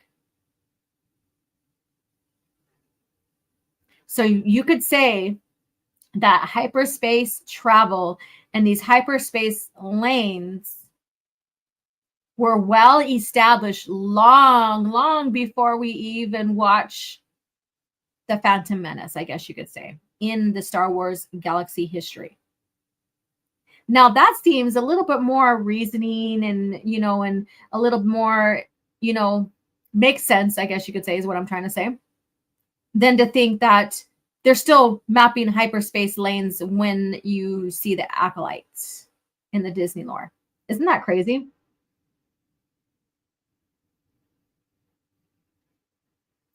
Yeah. That is fucking crazy. It's like they tossed this EU because they wanted creative freedom and they fucked it up. That's in a nutshell. Tossed it and fucked it up. That's all. Oh my God. Okay. So with that being said, let's go ahead and move on. So like I said, I want to get into every little nook and cranny of the lore and history here, but I want to leave room for you guys to share. And if I did that, then we'd be here for a long time. And mind you, you guys probably wouldn't care. So the Rakata Empire, all those planets there are basically planets that they had control of, that were known in that timeline. So this is like 30,000 to 25 or 2,200 BBY. So see how we get, when you get this atlas, you will see the evolution of the galaxy. It's fucking amazing. It's amazing. And so these guys use their technology, hyperspace technology, that was, basically powered by the Force. It sounds funny, right? And began to map out and explore the galaxy and gain control. And they enslaved. They had the Rakata Empire. This is their map of the Rakata Empire. They enslaved. They destroyed. They were ruthless. Yes, they had a caste system too, but it's not extreme. Nothing like the Vong, so I really didn't present it here.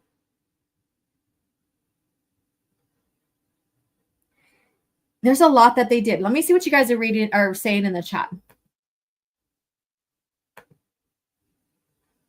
Okay.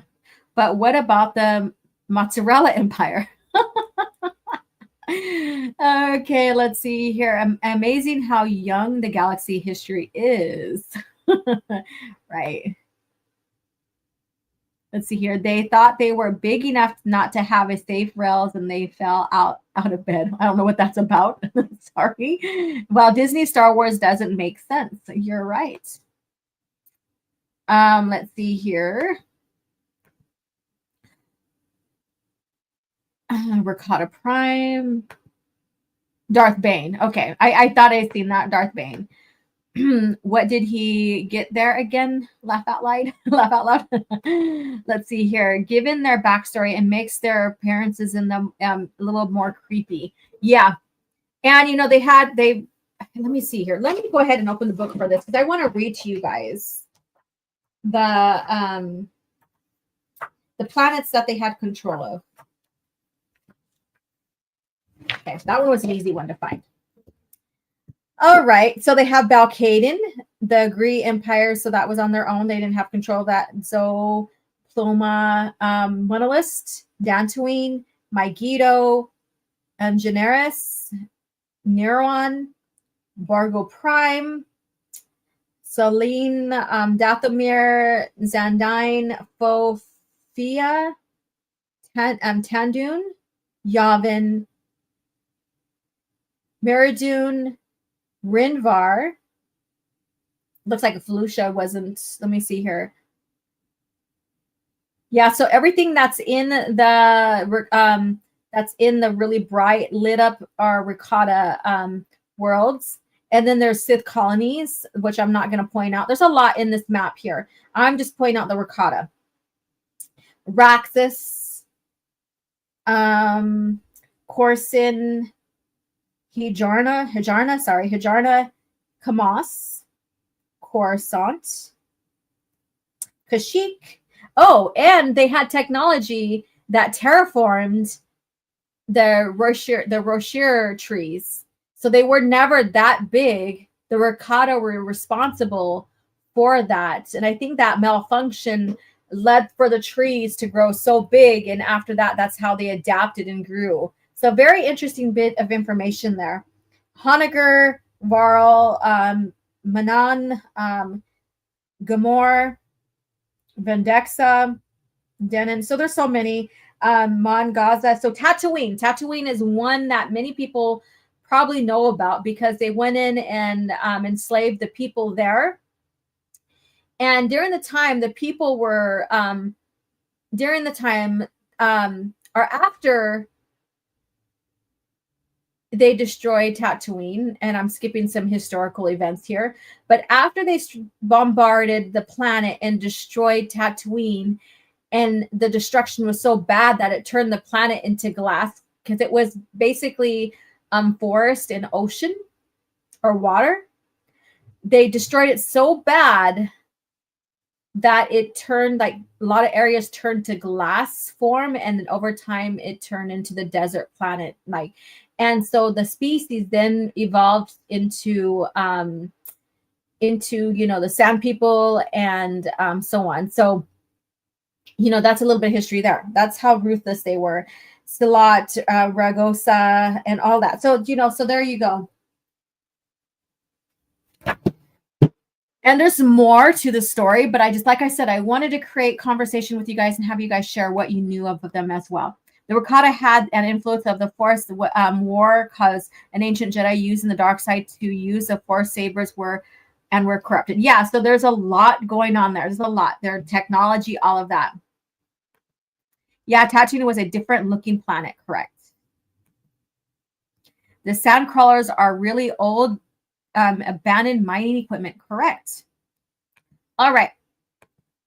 So we're going to do verses. Rakata versus the Yuuzhan Vong. So we both know that there are conquest type people, one extragalactic and one intergalactic. Now, who do you think is the worst? Out of the conquests, out of the motivations, all of that. Who, and I'm leaving this, I'm not giving my opinion just yet. This is not about if they fought, who would win. Who do you think is worst? Worse. Do you think the destruction from the Rakata back in their time, is worse than what the Vong did? Or do you think it's the other way around? Let me see here. The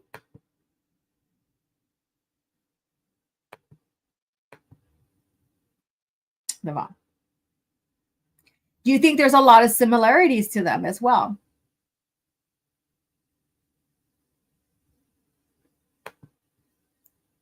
Because the Vong actually had destroyed their home galaxy.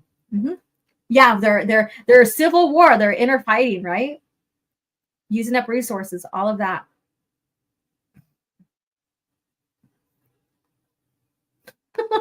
You guys are just bouncing off what I said, my joke.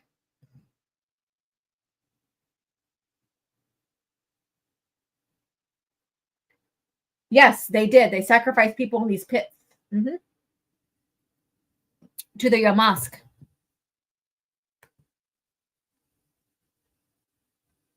I went there. Okay. You have to go with the Rakata. I want to know, because a lot of people are saying Vong. I want to know why you think Rakata. So let me know. Like I said, I wanted to make this a conversation with all of us, compare and contrast the good, bad, and ugly, I guess you could say, about these two species. Infidels, sacrilege. Yes.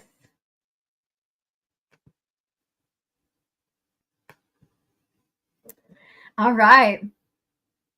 Look how differently they are. So the Vong, I didn't go into their clothing and stuff as well. Of course, everything they have and what they adorn and camouflage or whatever themselves with is all living substance, all living.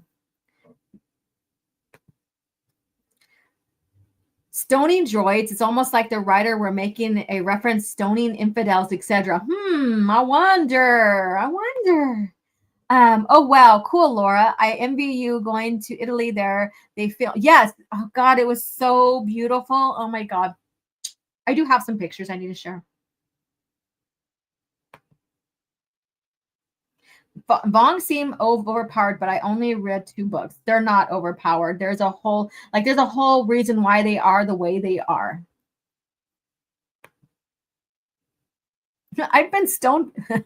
Yeah, probably not with rocks, probably by inhaling substance, right?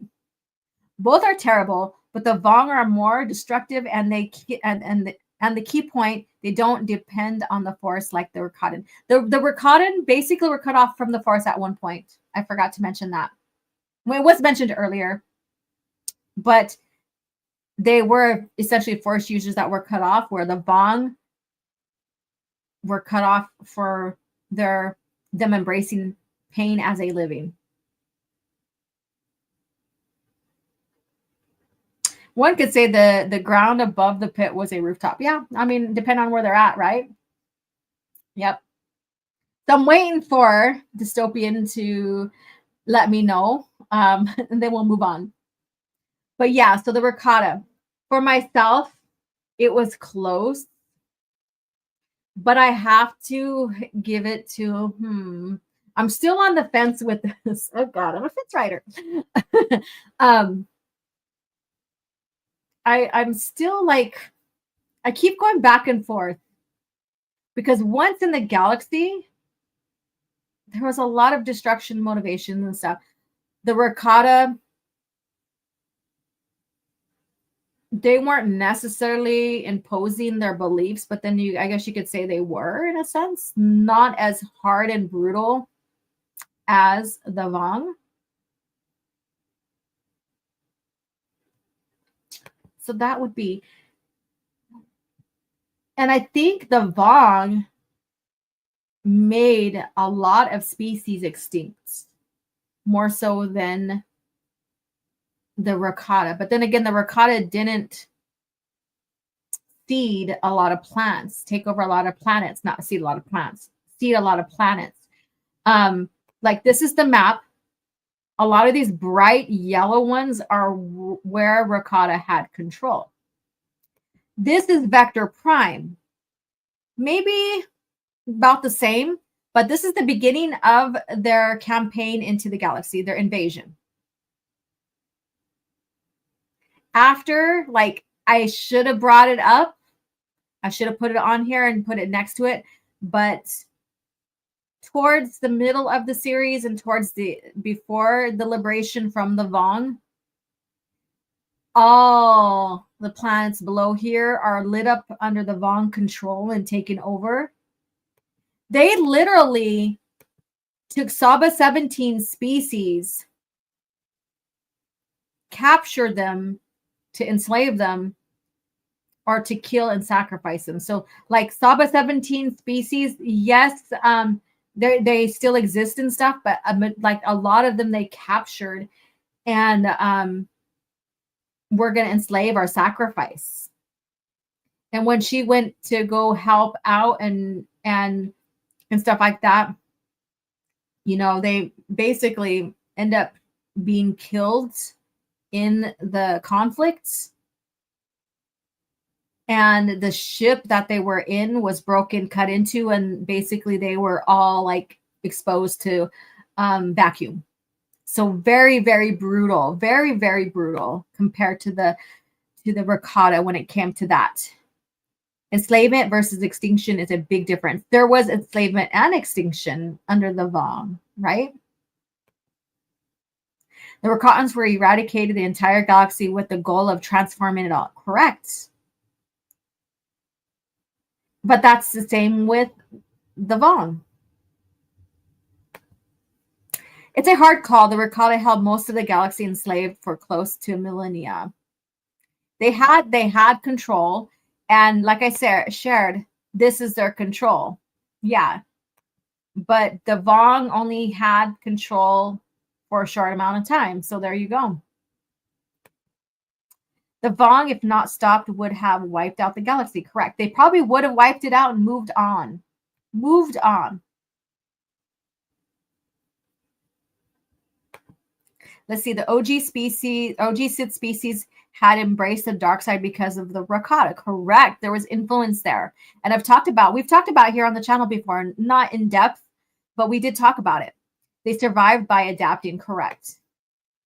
The Force cuts the Rakata and the Vong from itself. The Rakatan, oh no, please, I need you. The Vong, laugh out loud, did I ask? The Force. That's amazing. So you know what? This is a difficult one because you have like the long-term rule and control of the galaxy versus like coming in to totally wipe out and eradicate these species if they don't want to. Sure.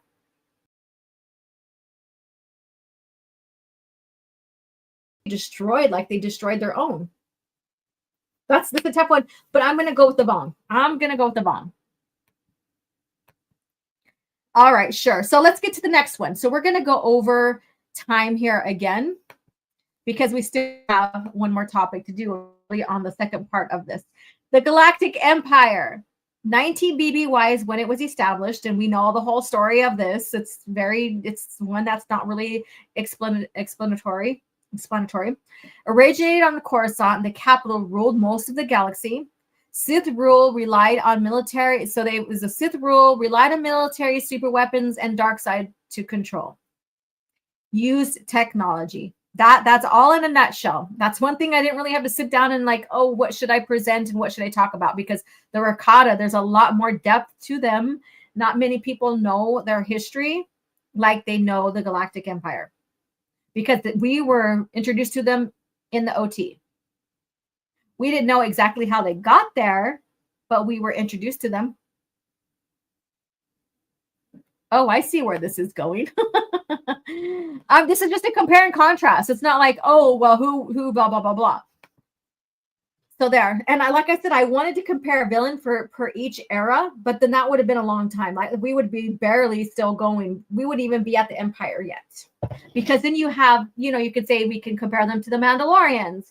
You can compare them to the Sith species. You can compare them to the Sith in general. All of that. All the villain factions that happened throughout the timeline leading up to the new Jedi Order. That is something to do later on, but I just wanted to do a couple significant. And because we know that Palpatine was, and we can even compare them to the Chiss. The Chiss would have been one, but we already know the Chiss was preparing to fight against and defeat them. I like the theory that Palpatine and probably the Sith knew the Vong were coming. Explains why there were so many Imperial projects happening. Yeah. That too. I was gonna do Vitiates, Vitiates. I tell you, I always have a hard time with that damn name against the Vong. But that too in itself is another lengthy conversation, but it's worth having. So maybe sometime in the future. Born and raised in Kelly, reside in Texas. All right. So with this being said, let me see here. I don't have a map. We really don't need to see the map of where he ruled in the galaxy. And it's like I said, this is something that is easier to discuss because we already know the history. You don't necessarily have to get into too much of the EU, but you can because that adds extra. Because if, space weapons, oh yeah, we know of the Death Stars, right? But there's more. There's more that Sidious had planned and that were being developed and researched and all this other stuff in the Maw. and Tarkin and Admiral Dalla were in charge of this project. Tarkin, then Dalla. So you have all of that. You know, it's all about control of the galaxy. He was xenophobic unless there was a use for the species or the individuals within his circle. That includes Thrawn. He got close to Thrawn and particularly the Chiss in a sense, in a way, because of the unknown threats. The unknown threats. What's going on here? Let's see here. And so you could say that the super weapon, and it's hinted in the new Jedi Order that Palpatine was preparing against this invasion, and that if the Empire still ruled during this invasion, that they would quickly eradicated the Vong, more so than the New Republic. But then again, there's the counter, even by Pelion himself, saying the rebels in themselves defeated the Empire, which means that they're more capable of defeating the Vong. And I'm paraphrasing. There's a whole conversation. I need to find it and share it as an EU clip. So with that being said, this probably is a more easier one. Who is the bigger threat between the two here? This is a whole of a lot easier one, right? Who was the bigger threat? Who was the bigger menace of the galaxy? I guess you can say the Empire or the Vong, because the Empire is not a species. You could say human species because that was the main species of the that were a part of the Empire, because they enslaved, just like the Vong. The Empire enslaved for the use, for advancements. Hashtag she was right. Let me see what you guys are saying. Yes. We're Soul Assassin.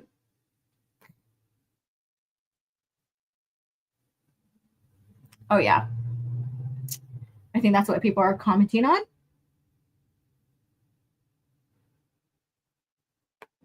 The Vong.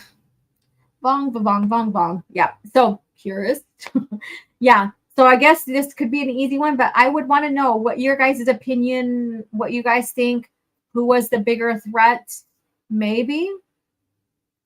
Even though like the Empire handled the galaxy differently, they ruled for about over 19 years, about 20.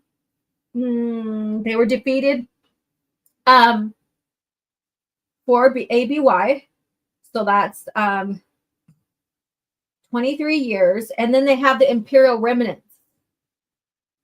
So that there was that, which I would say I wouldn't really count the Imperial remnant because they were such a broken up factions of warlords fighting each other at one point to gain control. Eventually, Pelion was the one that took the seat in the Imperial remnant. The Vong, again, facing extinction is far more detrimental than living under authoritarian rule, even though the latter is not something to celebrate, correct? He never declared himself as emperor. Now, in the timeline between Crucible and Legacy Comics, or Legacy era, towards the end of it, the Fals become emperors, but we don't know exactly what happened if they declared themselves. Yeah. So he never declared himself. Yeah. All right. So like I said, this one right here is a little bit more easier. Palpatine, yeah, he could have used the Death Star against, or any kind, like the Sun Crusher or any one of them against the Vong. But do you think it could really help work, or what? Could it, so there's all of that. Now, with that being said, we are coming to the conclusion of this portion here.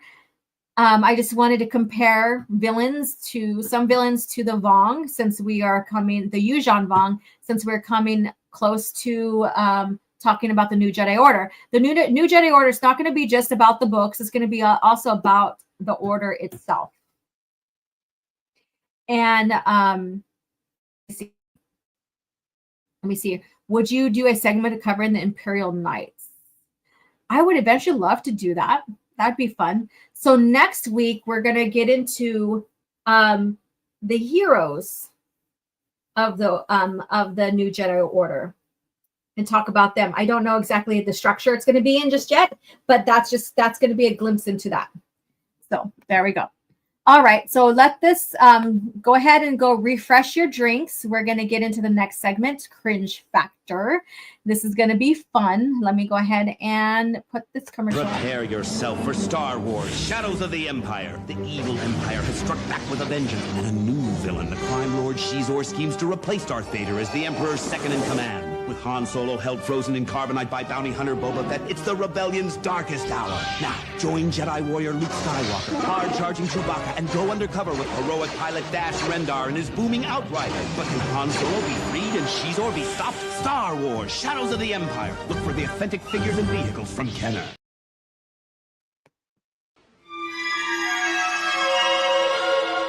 So uncivilized. So uncivilized. You think that he would think about that with the Vong? About the Vong? Let's see here. So let me pull up this article here. I got to make sure. Now, the Cringe Factor is going to be about 8 best pilots ranked. And of course, it's going to use classical original Star Wars, George Lucas era Star Wars versus the Disney. And then I'm going to go ahead and we're going to discuss the polls I did on Twitter and coming to the conclusion. And then also, who do you guys think is your favorite top pilot, no matter if they use the Force or not? So don't give your answer right now. Don't give your answer right now. Man, the time does fly. Yes. This is where the fun begins. Yeah. So here we go. Cringe Factor. This might make you laugh. I'm not going to read all into the subtext to these. I'm just going to point out, we're going to talk about, see you later, Zagharat. Nice seeing you. And thank you for joining us for CAF Chat. And so we're going to get into this. So this includes both lores, original and faux. So if you, so this basically on their piloting skills based upon this contributed Christy Ambrose. So as a few of the most skilled Star Wars pilots are household names, along with other famous ships are call signs. All of them turned the tide of the battles they fought in, and even though they weren't always schooled or skilled or conventional or in a conventional way, they were they go down in galactic history. So her number 8 is Han Solo. Now, you guys, I'm going to go ahead and grab a pen. I'm going to keep track of these. I should have done that when I was reading through this article, because this is original versus faux lore. Okay, that's what we'll call this. So let's take note on where she places, especially the characters from the original lore. So Han Solo is a number 8. I'm not going to give her reason why. Number 7 is Adi Gallia, or number 7. We know that, you know, she had her own game and all this other stuff. So very significant as a pilot. Number 6, Luke Skywalker. Are you guys surprised by that? Maybe I should be reading why. I'm not going to do it though. Number 5, Poe Dameron, faux lore character. He's even better pilot than Luke Skywalker. Imagine that. Number 4, Wedge Antilles.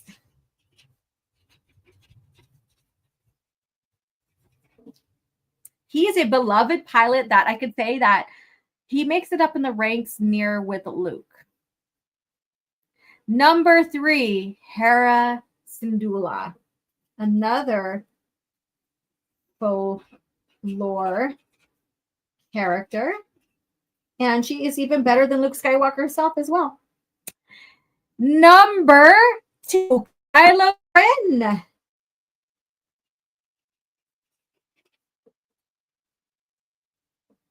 That's full lore. So he's even better than Luke Skywalker, even though he's got Skywalker blood. And number 1, Anakin Skywalker. Do you agree with this? I put Anakin. Do you agree with this? Now we're going to go back and review this. Again, I wasn't planning on reading for reason wise, but I'm curious with some of these placings, so I will. So number 8, Han Solo. Do you think Hera and even Poe Dameron is such a better pilot than Han Solo?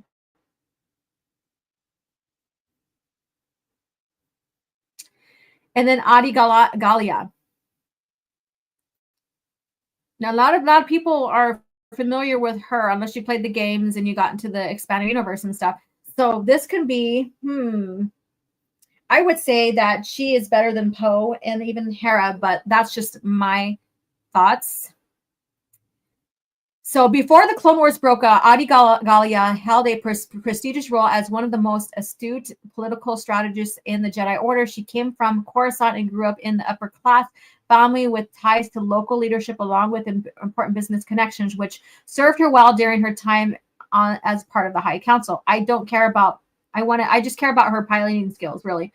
After the war started, she was promoted a rank of the Jedi General. Everybody, like a lot of these masters were Jedi generals. Much of her time was spent in the air. Her role in the Battle of Lola Sayu includes flying one of the General Sassie's teen wing commanders. And this right here, he should have been included. But anyways, I digress. Now, Luke Skywalker, I think he's unfairly placed. Poe Dameron, he's full lore. But this is what she says. Poe Dameron's piloting skills are reminiscent of Han Solo's in the sense that he got them from smuggling and survival as opposed to formal training. So then why is he above Han Solo? His first ship was a distinct X-Wing fighter with a dark color scheme. It was called the Black One, and it appears in The Force Awakens. Poe has many notable accomplishments as pilots, and a few of the most famous occurred during the Battle of Starkiller Base, in which he led the charge to destroy the planet. He's famous for knowing how to fly just about anything. Oh, so is that why he's above Han and Luke? It's because he could fly just about anything? Now, Wedge Antilles, again, he could have been ranked higher. We all know that he's, survived 2 campaigns against the Death Star and all this other stuff, and he has a significant piloting. Now, Hera Syndulla grew up during the Clone Wars, so when the time came to take sides, she joined the rebellion and fought to restore the Galactic Republic. She organized her own small rebel force aboard her ship, the Ghost, and it was so effective that it drew the patronage of Senator Bill Organa. Oh, so she brought in Senator. It wasn't that he united with Mon Mothma during the PT era when they had the that Declaration of 2000 basically against Palpatine and his rule, I guess you can say. She drew him in. It wasn't what happened in the events leading up to Order 66 in the form of the Empire. What the actual fuck? Now, either this person here, this Miss Ambrose lady, doesn't know her lore, or she does know her Disney lore, and this is true. What do you guys think? Let me see what you guys are saying in the chat. I said, wait. That's okay, Melissa. 1 Anakin, 2 Luke, 3 Wedge. Those others can't even be on the list. And what about Han Solo? Hello, how are you doing? Let's see. Leia is the best. She can fly around without needing a starship. Right? Let's see here. Luke should share Anakin's position. They both are highly skilled. Okay. Let's see here. All right, let me see here. So it's Hera who influenced. Just letting you guys know, it's Hera who influenced. Okay, let me go back to the article. Hera and her piloting skills, not only for a stealthy freighter pilot, but also as deadly and agile fighter, continue to be a thorn in the side of the Empire right up until her final defeat. Okay. So this is about piloting skills, not how long you fought. But like if you're fighting, that probably amplifies your piloting skills, maybe. I don't know. I mean, because Wedge and Tilly's, we count him as a great pilot because he survived 2 Death Star campaigns. Now, Kylo Ren, unsurprisingly, Han Solo's son and Anakin Skywalker's grandson, would be one of the best pilots. Oh, okay. So because Luke is the son of the chosen one, he is, that doesn't count. But then yet, being Anakin Skywalker's grandson, that counts. I don't know. But they're also using Han Solo inherited too, right? So I get that. He combines the best of both worlds with his formal training mixed with creative technique. His ship was a TIE fighter silencer prototype, cleared for the way for the First Order to upgrade their flight systems and become even more lethal in combat. The scene in The Force Awakens. So she doesn't really give very much to his training and stuff other than what was highlighted here. And number 1, Anakin Skywalker, which we really don't have to talk about. So with that being said, wrong one. Let me see what you guys are saying. Oh, my chat went blank. What the heck? Oh my God, that's so fucking weird. Let me refresh between these buttons here. Comments. There we go. Plo Koon gave Anakin his famous Azure Angel, which he piloted beforehand. And Wedge at 4. Luke would be number 2, then Han Solo 3, and Anakin at 1.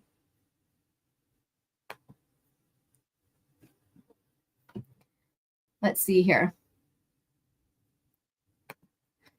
I don't doubt rating, but Han saved Luke in the Death Star trench, and you need stalwarts like stalwarts like Wedge and Lando to win, as well as Anakin tipping the scales into the rebels. Let's see here. The last daughter of Alderaan.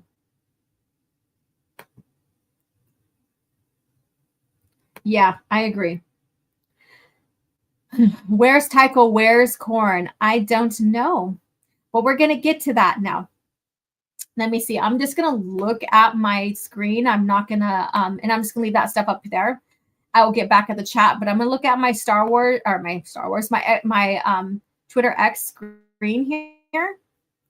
So I can give you, my poll, the polls I did was based upon this cringe factor. It's something to laugh at, be snide against and stuff because it's all stupid. It's like, okay, it's her opinion, whatever. But, like me, I like to see facts behind the reason why you rank them the way you rank them. Okay. And let me see. I'm trying to scroll down for the first did and go from there. So I did 4 polls because I wanted top 4, and this is based upon just who voted. So, and I only left them up there for 2.5 hours because I wanted to get the last top 4 poll done before bedtime. So there's a reason why I I made it more time constraints than leaving it up for a longer period of time. The first poll, who is the best non-force? This is part 1 of the non-force user pilot. Who is the best non-force pilot user in the original Star Wars lore? So I put up Dash Rendar, who out of 82 votes got 4.9%. Soontir Fel, 7.3%. Wedge Antilles 39, and Han Solo at 48.8%. So I expected Wedge Antilles to maybe have won just by a small margin against Han Solo, but that it's a little bit more of a bigger gap than, so you can still consider maybe it's a small margin because there's like 9% between them two. But still, Han Solo won that one. So he's the top one. And then I did Best Skywalker pilot in the original lore. Cade Skywalker got 0. He had no love. Jaina Solo, 10%. Luke Skywalker, 47.5%. And Anakin Skywalker, 42.5%. And this is out of 40 votes. Luke Skywalker wins. So we have Han Solo and Luke Skywalker in the top 4. Then part 2, who is the best non-force user pilot in the original Star Wars lore? And I'll start from the bottom to the top. Gavin Darklighter, 5.6%, and this is out of 18 votes, so not a lot of people voted in this one. And then third place, 16.7%, Taiko Salchu at 27.8%, and Jagged Fel at 50% out of the 18 voters. So Jagged Fel, top 4. And then the best Jedi pilots. I put Adi Galia. She got 11.3%. Then Kip Duran, 15.5%. Sassy Tin at 16.9%. And then Corn Horn 1. He made the top 4. Now, out of that, and then there were 71 votes for this one. And out of the top 4, I shared. Let me see here. Where is it at? Where did it go? Where's my top 4? Oh, I have to scroll further. Time to vote for the top 4. This poll is only for an hour and a half. Vote and share. Who is the best pilot? So out of 22 votes, Jagged Fel got 9.1% votes. Then Han Solo at 18.2%. Then Corn Horn at 22.7%. And Luke Skywalker got 50 votes out of this whole poll. Now, Luke Skywalker, the only one that's from Tatooine and stuff like that, won out all the Corellians on this list here. So I did this because I wanted to be fair and give classical original lore and see who, was the best. But now, everybody in the chat, who are your top 4? Maybe top 5. I know Zagharat may have shared already. Yeah, Zagharat shared. Who is your top 4? We'll do top 4. Who do you rank top 4? And this is totally your own opinion here, and stuff like that. And then we're gonna start concluding CAF chat because I need to eat my lunch. So who is your top 4? Please share.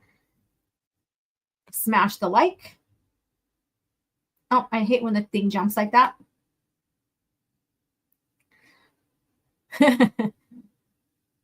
What about Sebula? Sebulba, sorry. Can you stop showing a Disney character? Oh, is it? I don't care. But I mean, if that matters to you, then we'll show which. Since that's appealing to unappealing to your eyes, I will oblige you. Let's see here. I also wholesale reject all the Clone Wars, including the Adventures book. Okay. I don't dislike Katie Lucas. I give her credit a great deal, but I don't like baloney Clone Wars. That's fair. Third place I can live with. Let's see here. Sexism. The fan base disgusts me. They don't choose women for the best pilot. We need women in STEM. Women in STEM. So let's see. Who are you guys? I'll give you guys a chance here. Han Solo top 5 for Gordon. 1 Anakin, 2 Luke, 3 Wedge, and 4 Sassiton. So you don't have to use who I used. Like you can go and like there's Jaina Solo. She's one of a very significant pilot that is like the second generation, I guess you can say. Okay. And it could be in various orders. Luke, Han, Leia, Lando. It's impossible to pick, only for it doesn't leave room for EU or the prequels. I'm sorry, but Leia was a horrible pilot. I'm just saying. Yeah, Jaina nailed the asteroid. And Lando's Folly, right? Lando's Folly. But so you know, she won it. She nailed it. It can be hard to choose. I agree. It can be hard to choose. You know, Anakin was the best star pilot in the galaxy. Obi-Wan Kenobi, Star Wars. Yeah. And then Luke got the same praise too, but he was compared to his father, just like his father, basically. When you watch A New Hope. Oh, best characters you were talking about. Oh, okay. I got it. I got you, Matthew. We're talking about pilots. That's why I was thrown off. I'm like, what? Leia was horrible. Leia's not the best pilot. She can, but she's not the best pilot. That's why you really don't see her in an X-Wing or anything like that, which is fine. Not all Skywalker should be a pilot, an X-Wing. Let's have a variety here. Oh no, I'm speaking out against women. Yeah. So, Star Wars, who is that? Yeah. So with that being said, there's not much going on with Cringe Factor activity. So I thought this would be fun, something to laugh about, talk about our own favorite pilots within the Star Wars galaxy. And so there you have it. So we are venturing off into the new year, new Jedi Order. A lot to discuss just alone with the new Jedi Order, the novels and the story or the history of the Order. So we'll have plenty of material to talk about for a while there. And I look forward to that.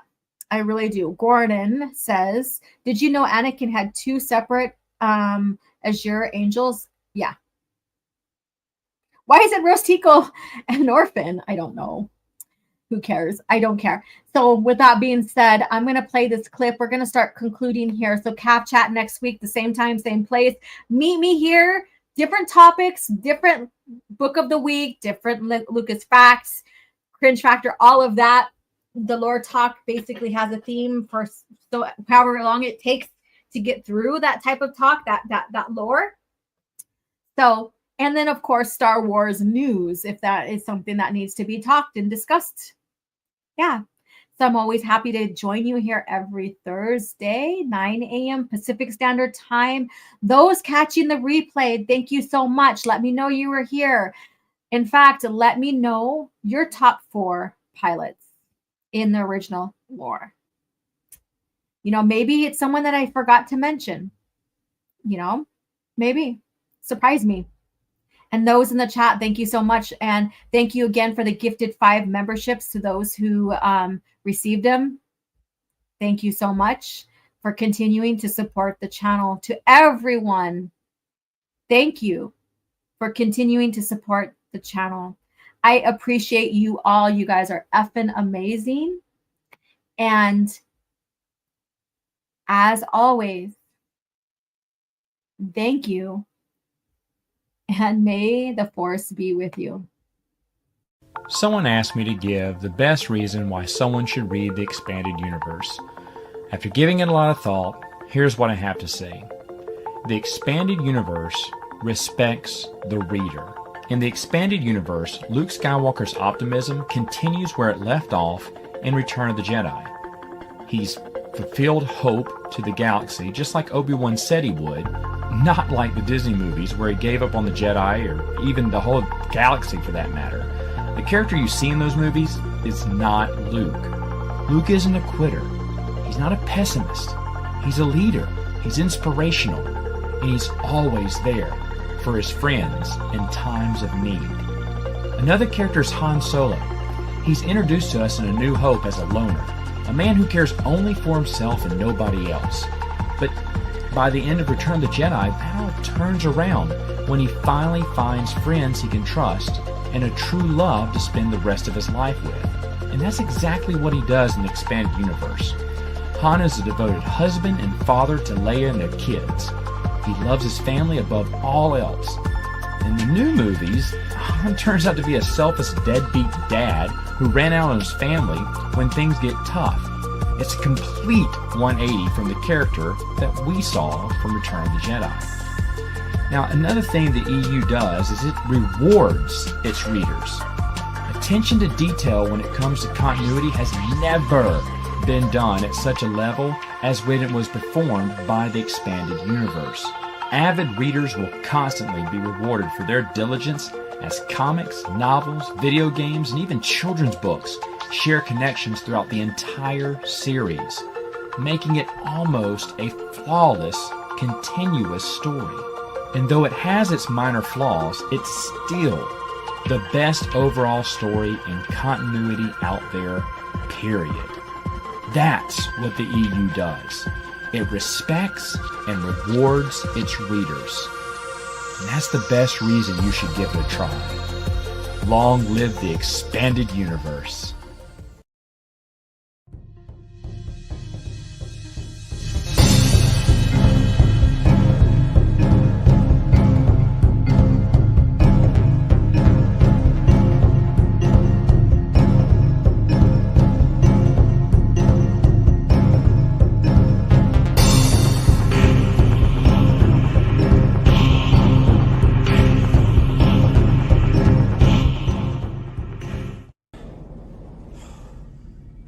Another happy landing.